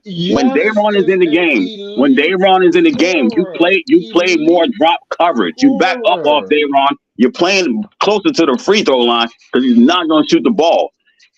That's a whole different thing. When you have to play on Watford, so I'll say this, right? You can't sag off like that. So I'll say this: why does Mobley and Allen work? Why do they work for their offense? Mobley and Allen work because they're not playing teams consistently that produces the game plan to where both of them have to come out of the paint and defensively. No, that's not what I'm saying. I'm saying why do they work in the lineup? Because their skill set. Mobley can shoot. So the fact of the matter is, Allen doesn't have to worry about two niggas in the paint because Mobley can stretch it out. No. Easy, hold on. Easy was trying to say something. Wait. Hold on. Go ahead, Easy. Go ahead. I done forgot what the fuck I'm about to say. Y'all niggas going crazy. Bro. Go ahead, bro. Y'all niggas just going off. Go ahead. Crazy, bro. I forgot what I'm about to say. Let's go ahead, bro. Go ahead. What I was gonna say was, bro, like, you do realize Jared Allen 9 times out of 10 is setting picks for elite perimeter players, but elite perimeter scorers like Darius Garland and Donovan Mitchell, right? So the thing is, I bro, wanted like, to hear what Easy was gonna say, man. Bro, I forgot what the fuck I'm about to say. Go ahead, my nigga. I'm not nah. What I was gonna say about the. I'm not even gonna lie. Hold on, no. Trying to Easy, figure out why what you I'm about to forgot say, you? Why did you bro, forget niggas what you was going about to crazy, say? bro. Y'all niggas going crazy, bro. Like, what are we doing, bro? Go ahead, bro. Y'all got All I was gonna say. My bad, Easy, bro. Like, listen, all I was gonna say. You got it, bro. Go ahead. All I was gonna say to the Cavs point is, bro, like 9 times out of 10, Jared Allen is setting the screen for Donovan Mitchell, bro, who is a 28 per game scorer, bro, and shoots a good percentage from the 3-point line. So the big has to play up over that. We don't have nobody on our team that's doing that, by the way. Just to let you know, Cam Thomas is getting most of his shit inside the 3-point line. If he hits a three, bro, it's off of isolation, step back, or some wide open shit. Yeah, no, they don't set plays up for them. When they give them the ball, they just stand around like work your magic. Like, fuck out of here. Set a pick, give me a screen or something. Do something. So we're not gonna sit here we're not gonna sit here like Cam Thomas don't be waving screens off. We ain't gonna sit here and act like that. We ain't gonna sit here and act like that. Bro, you still gotta do it as a basketball action. It's your job. Even if you think you're gonna wave it off, that's how you keep the defense guessing. Like, you know what I mean? Like, at the end of the day, like, yo, these are all players trying to go for this, trying to figure it out. Nobody got a set offense. They just said Schroeder got there the other day. I just look at the roster shit. We got 12 more games and it's over with. It's over with. It was over with 12 games ago, bro. Like, what are we talking about? Niggas was just afraid to admit it, bro. It was over with 30 games ago. We was just afraid to admit it. That's all it was. At least Houston gonna have a top 8 pick this year. That's crazy. That's crazy. We're not a charity. We're not supposed to just be giving teams of draft picks. That's what you mean? What is Jason Tatum and Jaylen Brown? No, I know, but that's the point. We can't have that identity where all of these other teams benefit off of. That's been our identity. Like, that shit gotta change. That Big Priest was right about. But it's not gonna change because everybody in here keep talking about it's Brooklyn and we need to win quickly. We supposed to benefit the most of what we got going on. But Big Priest was right when he said that Derek Whitehead you might as well say he is our pick for this draft because we had 2 first-round picks last draft. You basically might as well say Derek Whitehead is our draft pick this year. So, I mean, hey, hopefully he get healthy and he get out on the court and look just as prominent as he would have looked before the injury. And if he don't, then we got to do something else. It is what it is. I'm about to just start guessing what that sound is because I can't understand what it is. So I'm thinking that is the sound of us taking L's, bro. It sounds like somebody twiddling their thumbs. You know what I'm saying? And it's like it's just a constant. I don't know, man. I don't know, but we need to figure something out on this team, bro. Like starting next off season or whatever the case may be, we need to figure out. I don't know. Somebody mic is shuffling. What the hell? Been hearing that shit all damn night, bro. Oh no, my mic is always muted when I'm not talking. Yo, as a Nets fan, I'm going through too much to try to talk through that shit, man.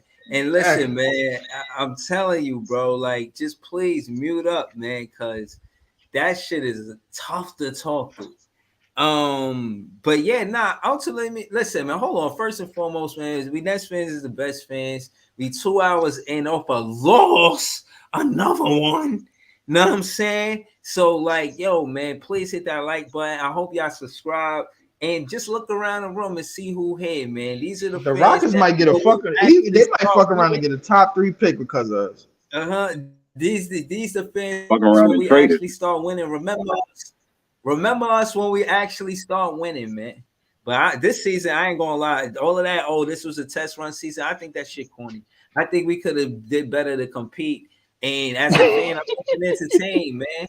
I wasn't entertained watching us get our ass whipped on a regular and Jock Vaughn being happy about life. Like you know what I mean? And Way we playing, we thinking that we trying to get. Way we playing, I'm thinking we trying to get Wendy or some shit, like bro. we Like was this shit losing, For and we real, just bro. rising. I'm thinking it's Yo, another Kevin Wendy in Ollie the draft or some shit. I'm like, Kevin Ollie keep goddamn. it real though. I think if you I'm watch like, it's Kevin another Ollie, 7 for 5 nigga. I don't know about it in the draft. listen, if you watch Kevin Ollie post game interviews, bro, he's real level headed, and the way he actually articulates the game and discusses the problems, talk about the energy, talk about the effort. We can't wait. We got to do it now. You know, all of the things that he acknowledges. He doesn't try to sugarcoat shit. You know, if it's shit, he says it's shit. He doesn't say, "Oh, let me sprinkle some cinnamon on this shit." No, it's just shit. So I like that in a coach. I like the straightforward. But I still disagree with the Sharp thing. But is he I feel like that nigga can get pushed off his square a whole lot. Better record. Jack Vaughn had a better record. He was 13-15. I think Kevin Ollie, since he's been a head coach, he got like 5 wins. I think he like 5-16, something crazy. Exactly. So I don't know, man. This team look like they need to start from the root. For real, man. This shit looking different. You know what's crazy, bro? We started from the root, bro. Like, look at the picks that we got this year. We got a 6'7" point guard, bro. Waiting to just play, bro. So we started over. I don't give a shit what nobody say, bro. Like as soon as we start seeing all of these players play and get multiple 25-minute games and plus minute games, bro, we have officially started over.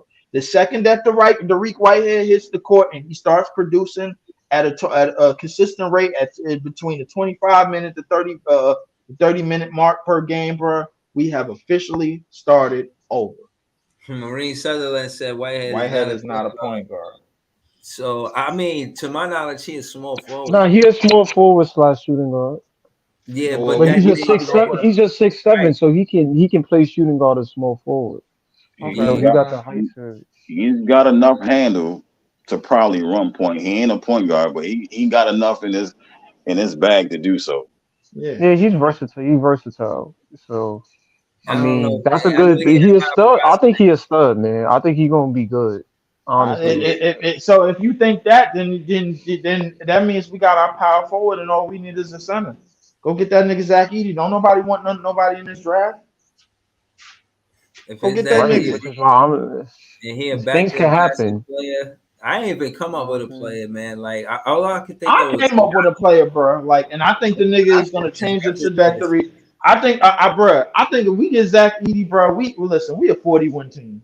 Yeah, I think, but you think, I think Siakam will stay with the Pacers because they got Halliburton, and he got a good point guard to work with. And he won with Kyle Lowry when Kyle Lowry. Man, Halliburton in the slump, so I don't know. Halliburton is in a very, very shit slump, bro. He is, but I don't think it. His confidence is going to shake. I think he's still going to want to stay a Pacer because this is the year where they either keep his contract, like, you know what I'm saying? They decide with Siakam. That's why they, I think they fucked up going after Siakam, bro. Because Buddy Hield and Bruce Brown was putting on, bro. I don't think they really needed Siakam as much as they thought they did. It's just Toronto needed to get off of him, bro, because after they made the RJ Barrett and whatchamacallit deal, they went right to Sacramento to see if they could pull a heist off for Keegan Murray. Because that they was trying to get another young piece, bro. Like, but Sacramento wasn't going for that. They was like, nah, bro. Yeah. I wonder if we could get Kevon Looney. Wow, what the fuck? Or somebody like that. Wait, what? Somebody who could grab rebounds or defensive presence. Or we need stretches, Breezy. We need stretches. We got guards and wings that can rebound, bro. Get some goddamn bigs that can shoot in this motherfucker. Some height, bro. Small forwards. Hold on, we got 5 small forwards, man. Go get this nigga. We do, but we need height, bro. Get some 7-footers or something, bro. Go get that nigga Zach Edey, man, and call it a day, bro. That nigga is dominant, bro. I'm sure every telling team you. got at least one 7-footer on their roster, bro. Bro, Some of these teams got 3. Like, yo. Bro, Right. I'm Charlotte got 3 7-footers. Get one of them, Mark Williams or somebody. Get one of them niggas to man the paint or Bro, I something. told Bro. niggas to get Zach. I told niggas to get motherfucking Kai Jones. Listen, bro. I'm so confident. I don't know how they I'm can so confident in Zach. I'm so confident in Zach Edey abilities, bro. He gonna average 12 rebounds out of the gate. If he get 30 minutes a game, bro, he gonna average 12 rebounds out of the gate the second that he come in the fucking league. D Monster YT said Zach Edey not getting us 40 wins, bro. This dude Yes, he is. job like crazy. Damn. Yes, he is, bro. YT, you get out of there. Put Zach Edey on the panel today. So like, what's going on, bro? They put Zach Edey on the panel today. What you mean? They cooked Zach Edey on the panel in PC today. So like, man, I don't give a fuck. Man, I don't give a fuck what PC said. Hold on, easy. What they said about Zach Edey? I gotta hear this. They said he might not translate all that well to the fucking NBA game, bro. He too slow. He gonna get cooked on the perimeter. Nothing, bro. He is not slow, bro. That's why he went back, but that's what everybody's worried about. Only his pace, but he has a midi. He's got the size. He's just not quick. He's just one of them big dudes. Is just not fast. Every big dude is not fucking the athlete. You know what I mean? So you saying that in the half court, I'm not he's dominant in the half court set? Yeah. The draft last year. We talking about a league that got Joker, who just won the NBA championship. Joker just won the NBA championship, and Rudy Gobert is about to win another Defensive Player of the Year, bro. I don't want to hear shit about not fast or not. Yeah, that's mainly the scouts. The thing that they was worried about with him was speed. Now, other than that, he could do everything else.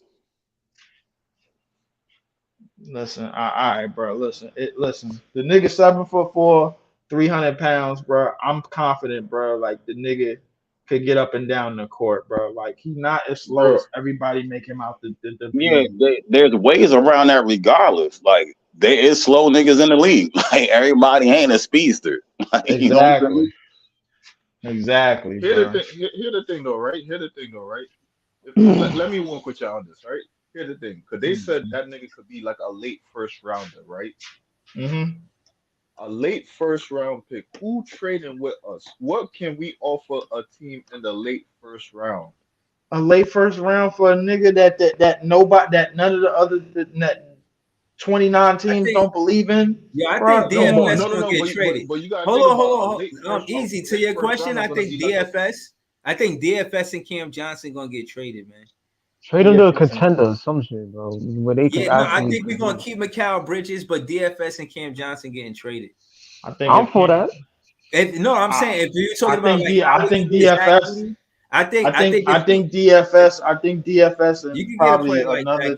like that. I think DFS is probably gonna be a foul. We can't trade both of them in a package. One that's too much of the same thing, and then one that's too much of the same thing too. I mean, that's two separate assets. Like one making 16 million, another making like what 18 million, something like that. Like that's two like big assets right there. So like something like that, you have to break up in two separate trades. So like you can't package them both together. So basically, what I'm saying is, who y'all see here? I don't know if DFS and Cam Johnson stay. I don't know. I don't know if the Nets are going to invest in Cam Johnson and Mikal Bridges going into the I think DFS is the one out. They're gonna keep Cam Johnson. I don't got no time for this. Hold up. DFS is out. You said DFS was out. If anything, I think they should have tried to see if they could have traded DFS at this trade deadline. I know they could have got something.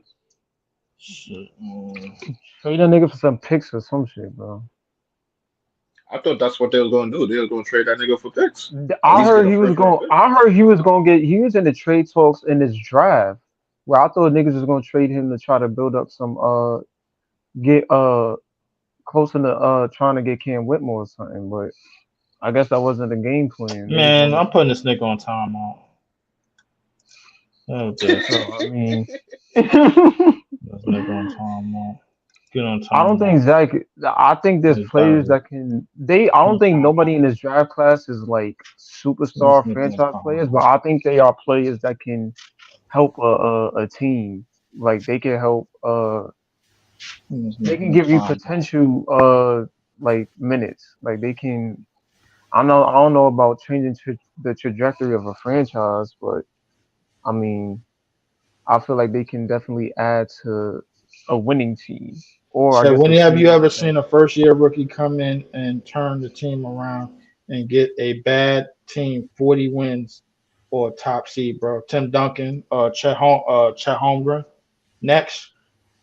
Hold on, you Don't think? use Chet, To be bro. fair, That's Tim I won't Duncan say was crazy. Tim Chet. Duncan had David I Robinson. won't say Tim Duncan Chet. had David. It wasn't by Chet. himself, Nah, technically. nah, Nah, Tim nah. Duncan had David You cannot Robinson, use Chet. Nigga, Tim Duncan finished top 5 in MVP that yeah, year. no, What are no, you no. talking Tim about? Duncan, yes. but Tim he Duncan, still yes. had Duncan. You He can't use still had Hold Chet, on, David bro. Robinson, Can't use bro. Chet. Duncan was washed, bro. hold He on. just came off an injury.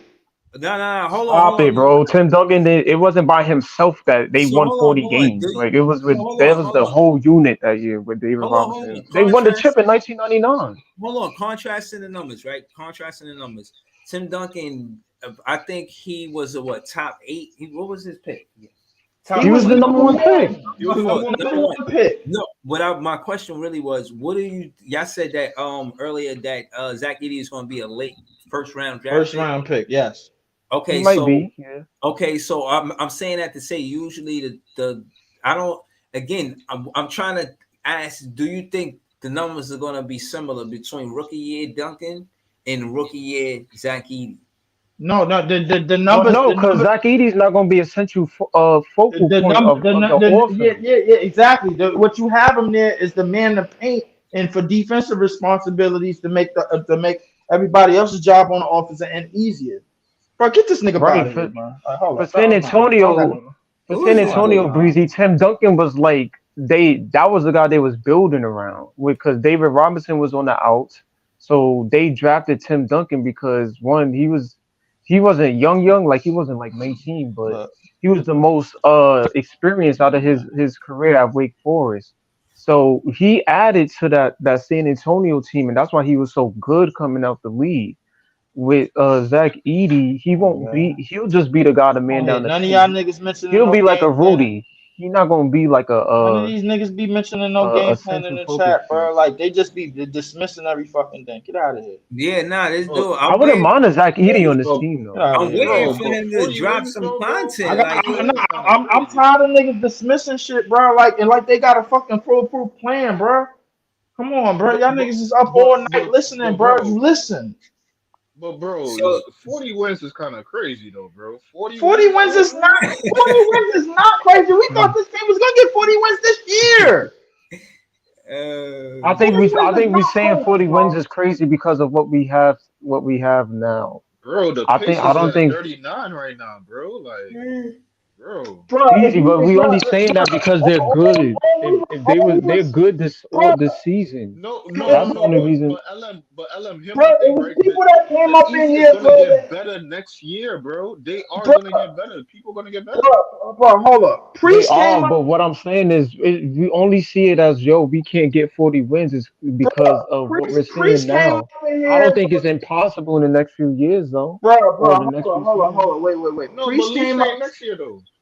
Priest came up in here, bro, and said all we needed was somebody that was the guy, bro. My nigga, let's be honest, bro. Like, don't get me wrong. Anthony Edwards is incredible on Minnesota, but he didn't get that team to where they are to number one in the West by himself. No, He of course didn't, not. bro. I'm saying 40 wins. We can't get 40 wins. 40? Leave. I 40. was I don't saying know that, about and, 40. and it- I was saying that God last damn. pod, and niggas was telling me I was crazy. Like Anthony Edwards is great. He's freaking amazing. I want him on this team, but he ain't do it by himself.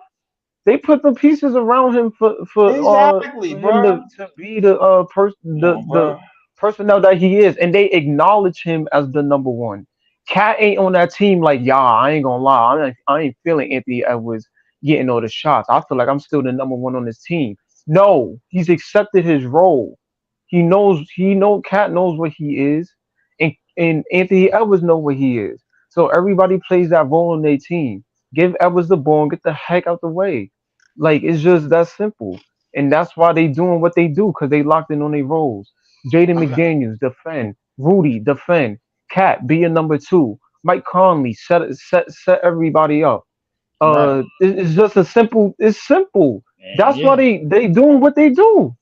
That's why they the top team in the West. But I think if you have one player in a set role, you could go from there, bro. Like the thing is, like when you have somebody that's willing to say, all right, yo, I got the rebounds and I got the paint.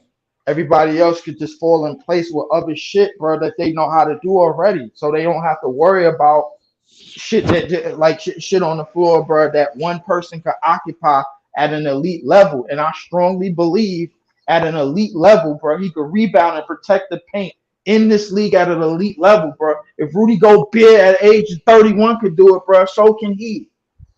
Right. Come on, bro. Y'all niggas is in the chat, bro. Like they ain't even saying, yo, respectfully disagree. They just dismissing this shit like they got better fucking ideas and they don't. Oh, I think to Lee's point, I think Zach Edey he can contribute to winning. He's not a franchise player. Here come a tangerine. Look at this shit. Yeah. He's not a franchise player. Like he not no Duncan or like no Anthony Edwards. But I think he can be like a central role player that's central to winning. Like if Zach Edey not on the floor. Yeah, I just want to know if you lost to Denver, man. Why stop playing with us, J1? Did y'all lose to Denver or what, man? Give up the goods, man. Did y'all lose or what? We want to know if y'all lost. They probably did. Denver beat them. Good. That's all I wanted to hear. You know. I mean, that nigga ain't no shame in losing. Ain't no shame in losing to the champs, but I mean, it is what it is. I mean, but hold on, all right, Leaf, all right. Who do you think you say that like you fair comp? You said what? I said, why you say that like you a fan? I ain't said that like I'm a fan, bro. I mean, shit. I did have them niggas to win it last year. I mean, but I ain't saying that like I'm a fan. This nigga Michael Porter Jr. had 31. That's why they lost. Hold on, though, Leaf. But here's my question, though. What? Who do you think is Zach Edey comp in the league? Zach Edey comp in the league, bro, are the centers in the league right now, bro. I mean, Joker, who's in the West, Joel, who's never healthy, Brook Lopez, bro, who we seen what we could do with him more than any given night, bro. Like he ain't as strong as everybody think he is, bro. Like. Who else? Bam Adebayo. Come on, bro. Like you talking about franchise players, though, bro. Them niggas ain't franchise players. Them niggas is. They said in the I just want to read this comment real quick. Hold on. SRK said, "Ain't no shame losing to the Bucks too." He's just joking, but shout out. Ain't no shame in losing to the Bucks too. Yeah, you're right about that. I mean, so I'm reading the article. It says Zach Edey. The only thing that's stopping teams from drafting him early is his lack of mobility. That is it. That's all they say. Yeah, that's a fact. They cooked him. So what year is he leaving? Everybody in the draft got weaknesses, bro. Let's stop. What was Joker's weaknesses in the draft? That's his only weakness in the draft, bro. Come on, stop. That's what I'm saying. That is his only weakness. That's his only weakness. Right. He's not quick. That's it. He's 7'4" though. 7'4" dudes don't be quick like that. You know what I mean? Right. Like watch him. He can do everything else. He can shoot the mid range. Unless you Wemby, bro. Like, yeah, I feel you, but. Nigga, he could be a Wemby stopper. I don't know about a Wemby stopper. Nah, he can't be a Wemby stopper. No. Chill. He can't do that. No. If Wemby was like a Porzingis type, then maybe. But that I'm not going to. If this nigga could figure out how to move 300 pounds around like consistently, bro, like and be mobile enough to do at least half of what Rudy Gobert is doing, bro, we could get 40 wins, bro. Like, stop. Like Hold y'all on. niggas, man. Niggas in the chat don't got no fucking ideas. They just No, hating. hold on. Yeah, I see the chat. The chat, they talking about we Just the hating, losers bro. and all that. Yeah, but They at the just end of the day, hating, bro. you gotta realize they not even saying what take they talking about for one. So I'm not finna to argue with it. I don't even know what they Nah, I talking about. already know what they talking about, I man. can't They even just coming. argue They what they just not talking about. them niggas is coming in here deflecting. Right. Get But out of and here. again, well, don't just do that. Don't just say you in the context like you're not a Nets fan. Say what kind of fan you are. You know what I'm saying? So we could cook your team. Know what I mean? So yeah, Man, we don't even care about your fucking team, bro. Like, get out of here, bro. You ain't got no ideas. You just in here. You doing what Barry do. You just deflecting. Ain't got no argument. But Come on, man. but again, I agree with Leaf that every player in the draft is going to have weaknesses and strengths. That's what the scouting report is for. You know, so that being said, I ain't tripping off that. And at the end of the day, if we're gonna be a team that push the pace, it's good to also have a play that you could run a half court setting, because as of now, we only got one shot creator, and from what I hear, Zach Edey play with his back to the basket. He could create his own shot. So basically, a lot of these players on our team can't create their own shot. And if you get a player in the interior who can create a gravity tough, where the defense will have to maybe even double or bolder now. If he tall, y'all say he a 7-footer, he'll be able to, get cutters and guys going to the basket, make lanes, create spacing that we didn't have before he got there, because he's on the post, a scoring threat on the post and that's what we don't have. That's what I mean by playing with their back to the basket. A scoring Leaf. So threat Leaf, if we need. if we do have a Zach Edey, with the way Clowney was playing, you put Clowney at the 4? Yes, absolutely. Because the thing is that now he's athletic, bro. Because he's versatile enough to shoot and dive to the basket, to at least be a willing shooter and dive to the basket. And he's athletic enough to guard, bro. Like he's showing that he could guard a Dame Lillard, show on a Dame Lillard, and at least give some type of a pushback on a Giannis. Bro, Yes. how many niggas that height, bro, could have did what he did against Dame tonight? So to Lee's point, when you and Breeze's point, when you have somebody that big and you start backing somebody down, after a while you gotta help, and the ball is gonna rotate after that. Like you gotta get down there and try to reach and stuff like that, because he's gonna keep backing whoever is back there that's not big enough. Dog, they getting to work. You know what I'm saying? So you gotta help out, and that's a mismatch by itself. Exactly. Listen, if that's the case, and Claxton is the anomaly in that, and I'll say trade the nigga, bro. If that's the game plan, and you want to, especially if they looking for to sign and trade Clax, the nigga would look like they want him to go to Memphis anyway. So I mean, if Memphis, we got to see what Memphis does in terms of if they get a top pick or not. But if that's the case and they still want Clax, then by all means, especially if Clowney is developing the way he is at this point in time, shit, we need somebody like Clowney for the future, especially in this league that values pacing so much and space. Like that's somebody that's going to help us in the long run. And he only 19, so it's not like he's gonna get better over time. And defensively, bro, I ain't gonna lie to you, bro. Like just the way he was playing and the way he was talking in the interview, bro, I could tell defensively, bro, like he's there, just like a lot of other niggas in this draft, bro. You know what I'm saying? So like, I don't know, bro. Like, listen, if he already more of a willing shooter than Claxton, and defensively he's just as good, if not better, at age 19. That's a lie. The Wizards got no direction. Every team got a direction. Every team got a direction. Chicago got no direction. The Wizards got no direction. The Wizards don't got no direction, brother. They damn sure don't. And they got young pieces, and they still don't got no direction. Mm-hmm. But listen, what I could tell you about our direction is the fan base is letting the front office and everybody else know it, that we mad that the team is playing the way they are right now. And I think that is direction in itself. The fans got a direction. The direction for the fans is like, yo, that us just getting to the playoffs and getting swept, we was mad with that. Now we not getting to the playoffs. Oh nah, like nigga, we got swept 2 years and we got The swept with KD playoffs. and we got swept with KD and Kyrie, and then we got swept without them, bro. So I The mean, playoffs. Right. come Yeah, on, bro. like Like, How the it, fuck we niggas talking about we the going. playoffs like This this not a playing game? Hold this on. is not going in the right direction, man. We was going in the wrong direction. That was the direction. It was the wrong direction. We trying to get us to stop and then go in the right direction. exactly. 'Cause that's what it looked like that's happening. That's exactly what it Niggas is. saying Man. Donovan Mitchell gonna solve our problems though. We'll see. Donovan Mitchell gonna solve our problems. Okay, all right, bro. Like y'all Of know. course of course he will have to be here with a different roster, but I'm still saying we need a big more than a guard, man. That's a fact. And on this mock draft, Zach Edey might go like 13th. 7'4", 300 pounds. They say New Orleans in this mock draft. They did say New New Orleans on Orleans? one of the mock Word? drafts. Yeah, They it could they be. did say New Orleans on one of the mock drafts. I ain't gonna lie, but If they see, we might get Valanciunas if that's the case.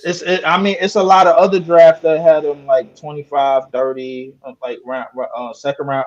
I heard San Antonio was gonna get them in the second round. If San Antonio get them in the second round, I think they might be cheating, bro. Because if you got Wemby, Roman, and then him just standing there. Yeah, you put Wemby at the 4. Yo, Hold on. I was gonna do a whole stream, but we could just make it a segment, and I'll try to clip it and leave y'all can find it on me and Leaf page. The draft, the way he might get drafted, and if he do get drafted, is it possible the Nets could get him from that team? It depends, man. I think it depends. It I depends feel on like where you get drafted. right. I think we need to see the draft lottery to get like a clear consensus, because depending on who 15 or the 15 through 10, I feel like if we put together a good package, we can possibly get a lottery pick. But the Nets aren't interested in this draft, so I don't know if plans change once the lottery hits. But I think we banking all our problems on or I guess we taking all our efforts on getting Donovan or Trae Young. So I mean, It seemed like that's what it seemed like, bro. Like, listen, it seemed like we just putting all the eggs in one basket with the spider situation and with this bullshit free agents, bro, and everything else, bro. Like from everything that the whatchamacallit said, we don't even got a draft pick. We got March as a GM. I know that. Yo, hold up. No, I ain't doing this shit with this nigga all night, man. Come on, man. Yeah. bro, what y'all gotta? Every fucking stream spider name comes up, bro. Can we stop, bro? Yeah. Bro, listen, I ain't gonna lie to you, bro. Look. At the same time, bro, like, I look.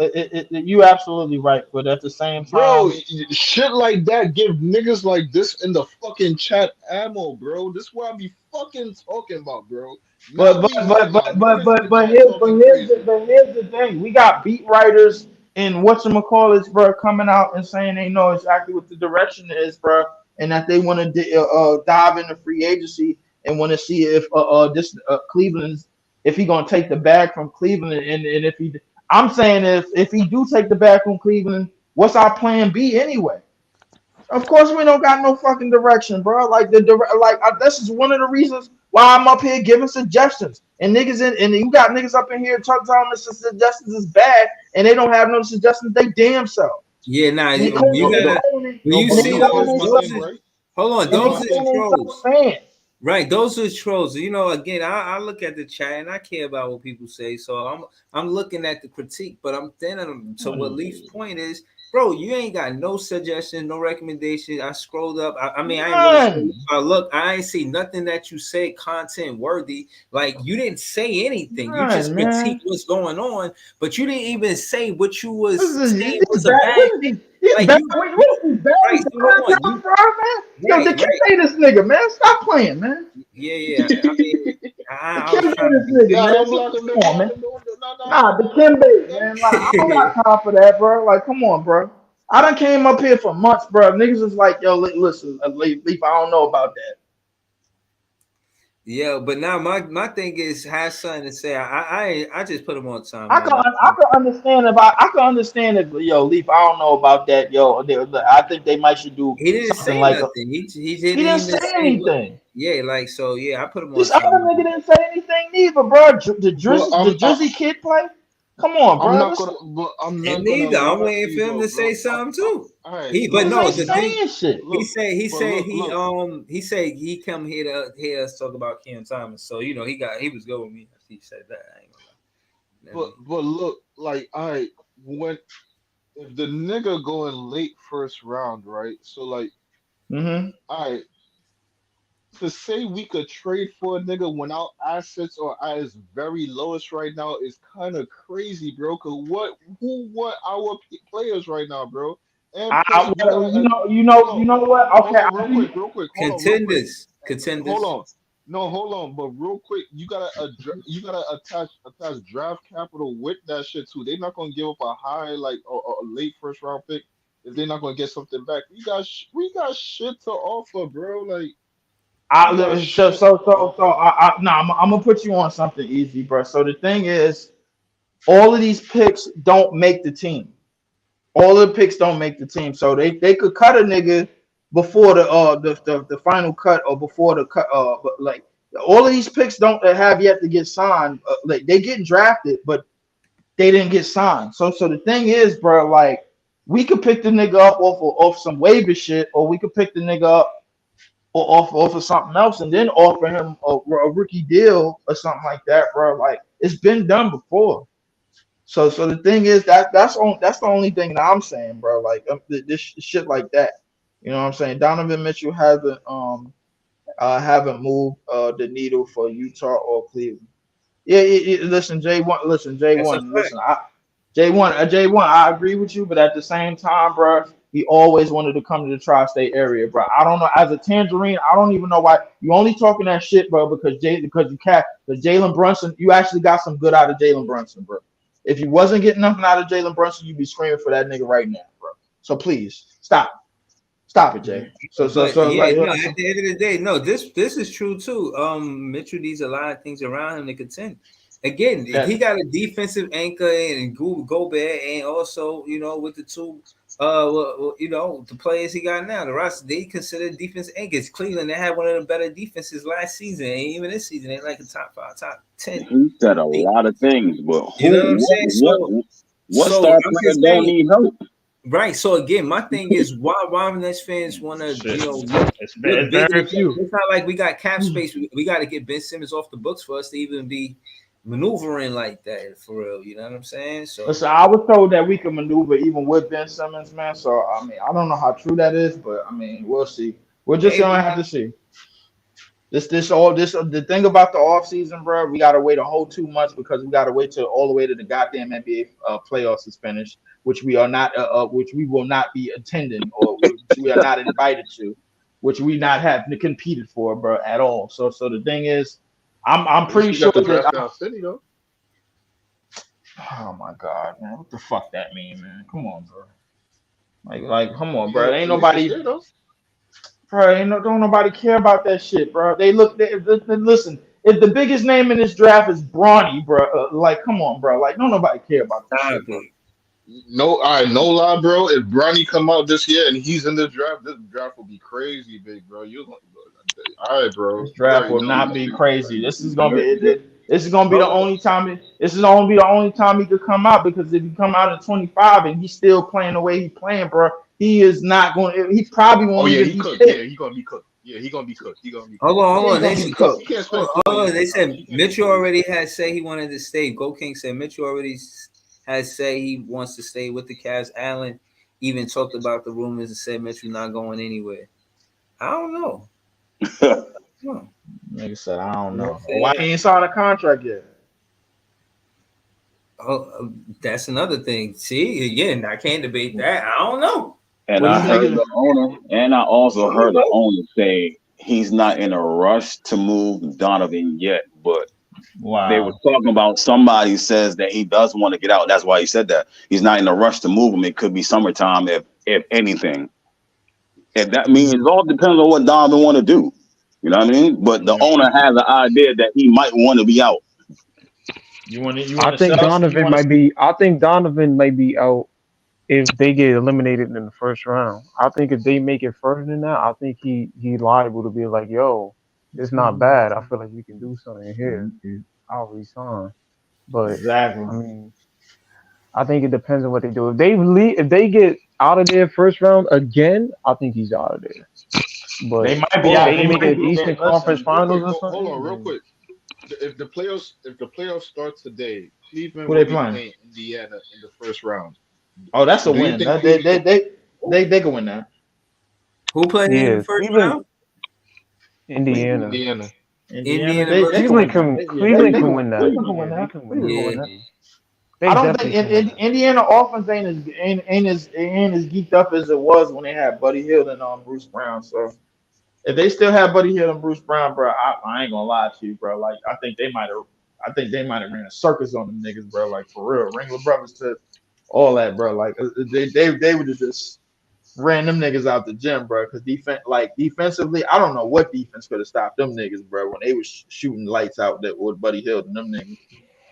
I'll be honest with you, bro. They was out of control. Yo, I was gonna pull up the standings easy, but it looked nasty, bro. I'm not a fan. Said I was going. I'm looking at the standings right now.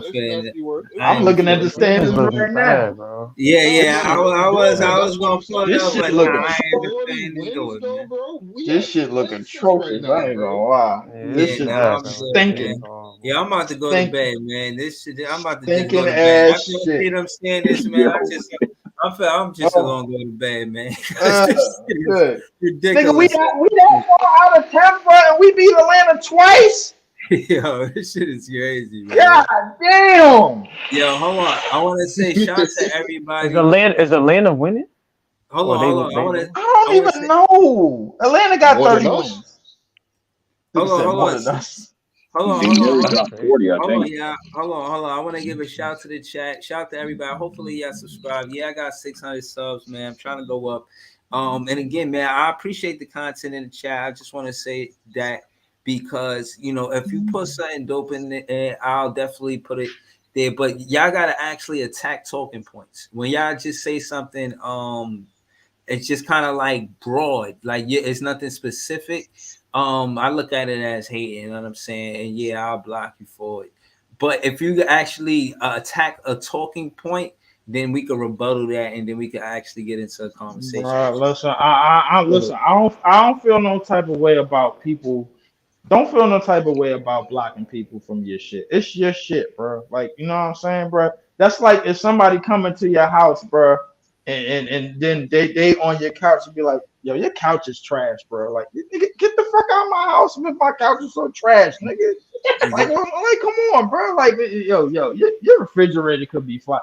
Nigga, get out of my fridge, bro. Get out of my house if you don't like my damn refrigerator, bro. Like, come on, bro. You ain't even presenting nothing basic. You ain't even giving me an element to a better refrigerator or a better couch. You just saying, yo, this shit is trash. Right. So yeah, so that's what I'm saying. Keep it basketball. You know, I don't mind a critique. I mean, that's what we here for. Come on, bro. But at the end of the day, bro, y'all not wearing specific. So at the end of you didn't say yo why, because I don't have your why. I gotta imagine that you either hating or you scared to get into the debate with me because I might cook your ass. That being said, man, shout out to the whole chat. Shout out to the Nets fans. We the best fans. Shout out to the whole panel. And again, shout out to the members of the channel. Jack City, Jellyo, Big Dog, Hunting, Two Guy Go, SRK, AWNC, Enterprise, Joey BK, New York Nets, and everybody else. Know what I'm saying? Yeah, man. Listen, I am not rooting for the Knicks. Y'all see me post a clip the other day. While we keep talking about them, I got in trouble for this shit earlier, bro. No. He said, fuck it, just root for the New York Knicks in the playoffs. And I'm telling him earlier the other day, I just posted a clip. Why would we do that? Hold on. I was just on the stream. Well, not just. This is a stream back in the day when we was playing the Spurs. No, I said the Spurs. The Bucks in the second round. And case in point is they say we not Buck fans, but we going for the Bucks. So we keeping that same energy. We not rooting for y'all. We hope y'all lose. Every time y'all lose, I'll be there, jump in the chat. If y'all win, then y'all probably won't hear from me. Listen, Harlem brought up the same nonsense early in the pod when he was talking about, yo, why niggas is all New York. Like, even if the Nets don't make it, why New York? Can't root for the No, it Nets and ain't. shit? And Hold we on, all let's turned say- that, let's say- and we all turned his shit Video down. on your way out, man. It ain't Right. all New York, bro. Like, bro, listen, bro, people gotta understand, bro. This is the way it's always been, my nigga. Like, come on, in the rap game, bro. Like how you think New York rap, bro? Like, basically imploded because we had Brooklyn niggas versus Queens niggas and Queens niggas versus Harlem niggas and Harlem niggas versus BX niggas, bro. Like, come on, bro. It's been all over the place for many years. It's all about who wants to wear that crown at the end of the day. Brooklyn is one of the largest cities in the world. Don't ever forget that shit. Yeah, yo, hold on. We 3 hours in, and hopefully I hit that like button. And again, like I said, I already wrote a rival song. I got verses and bars for Knicks fans. Don't come over here acting like sir. Oh yeah. When we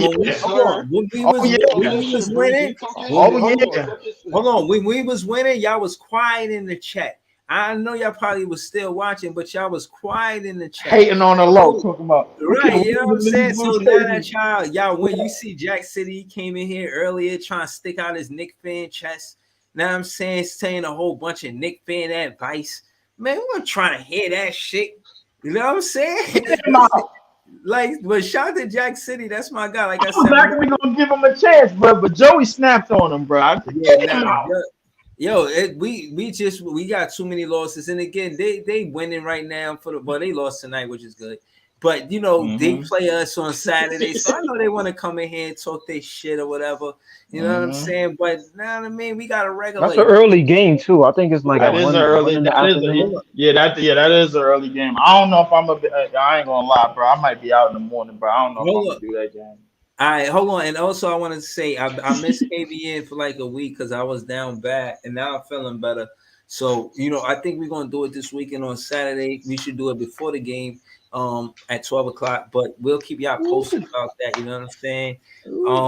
And yeah, man, we'll be back soon. I'm gonna probably do a stream tomorrow. If y'all ever got any ideas, y'all can hit me on Twitter. Man, listen, I'm not. All I know is that Saturday the timeline is gonna look crazy.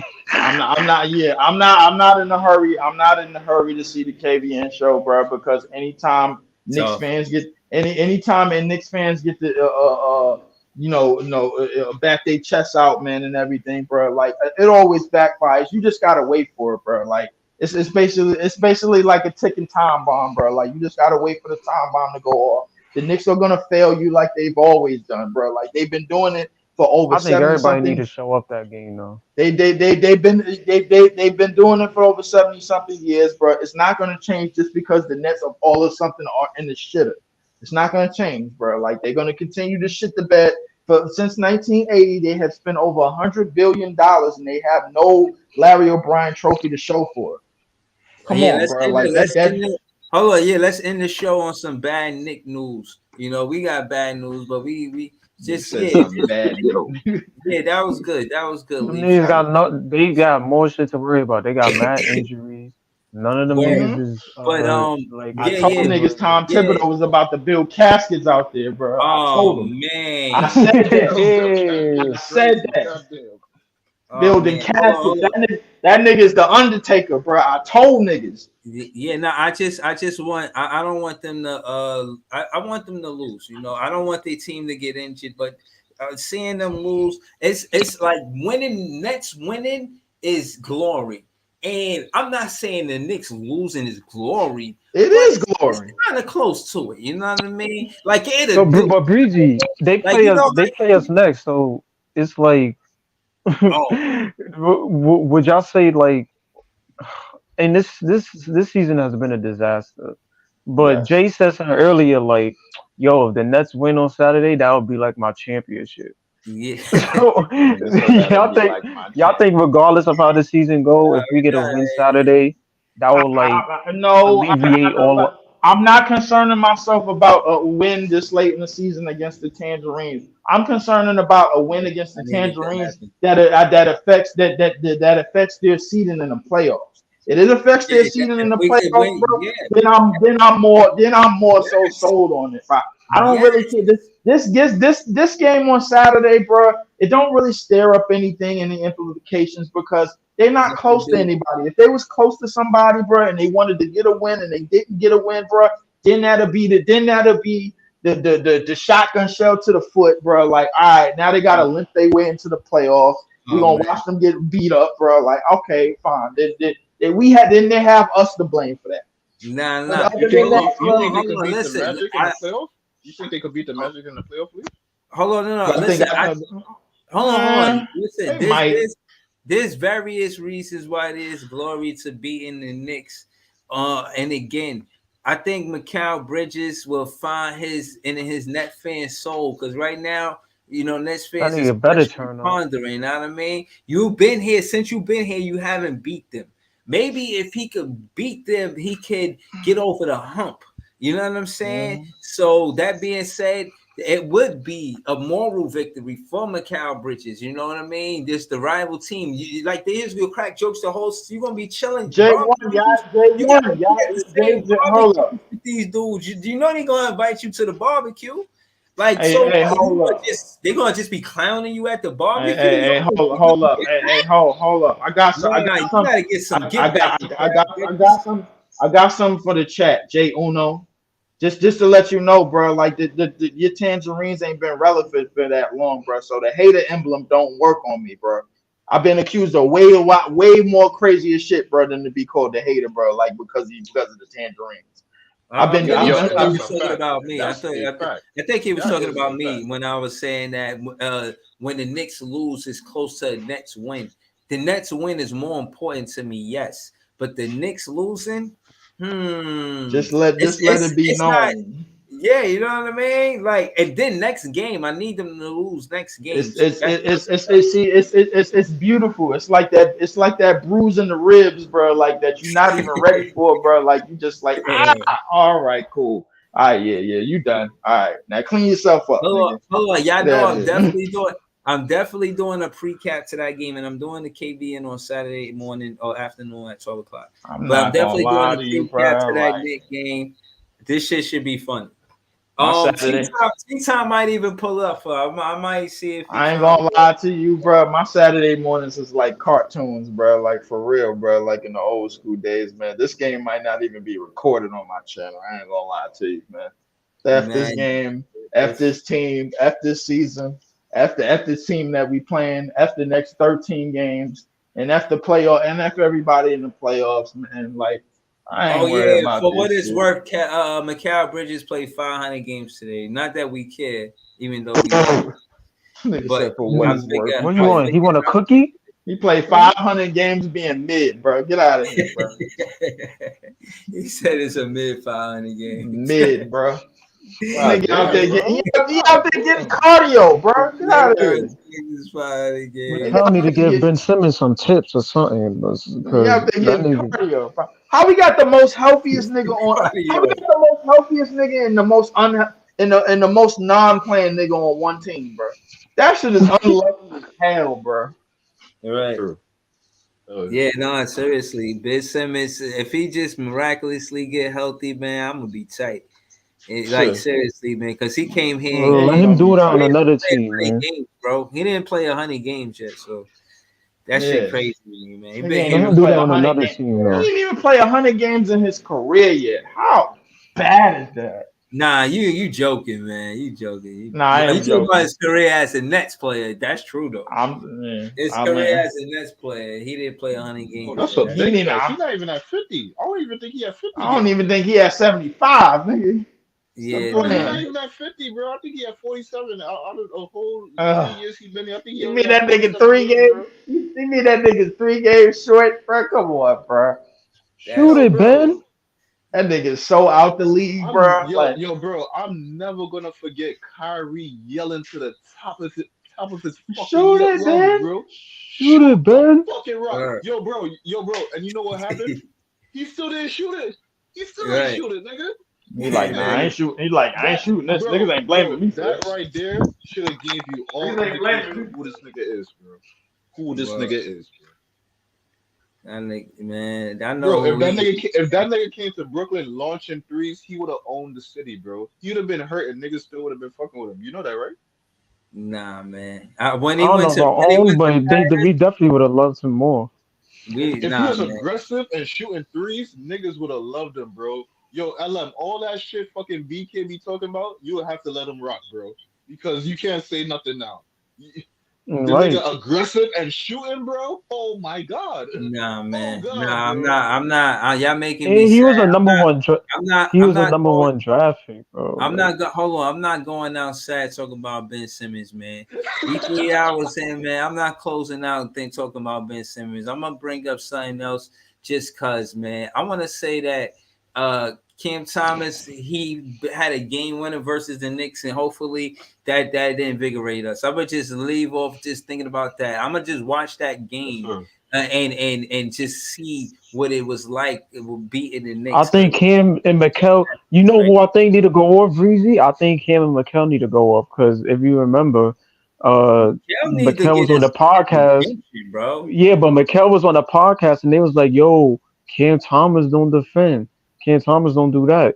So if anything, I think Cam and Mikal got to go off on Saturday just to be like, yeah, and what we cooked y'all niggas. Yeah, nah, I'm gonna need all of that. Yo, shout to the Brooklyn Nets fans, man. We deserve better than this. And again, this is why I say Nets fans is the best fans. You know what I'm saying? I appreciate y'all. I'm gonna be back with the pre-cap pretty soon. And again, man, we look around the room, man. When we start winning, just remember who we are, man. We'll see y'all later, man. Oh yeah, most definitely. We gonna remember that. Yeah, definitely. Definitely, bro. Like Fat Nick. Go ahead. That bass is crazy. All right, man. Salute.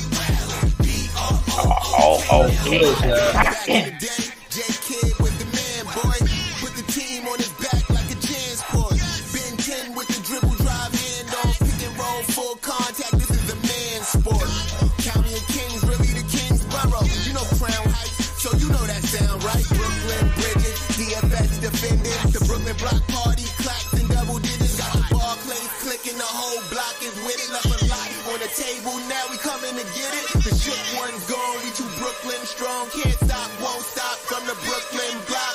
B-R-O-O-K-L-Y-N, B-R-O-O-K-L-Y-N, B-R-O-O-K-L-Y-N, B-R-O-O-K, we well. Okay, we well. Okay, we well.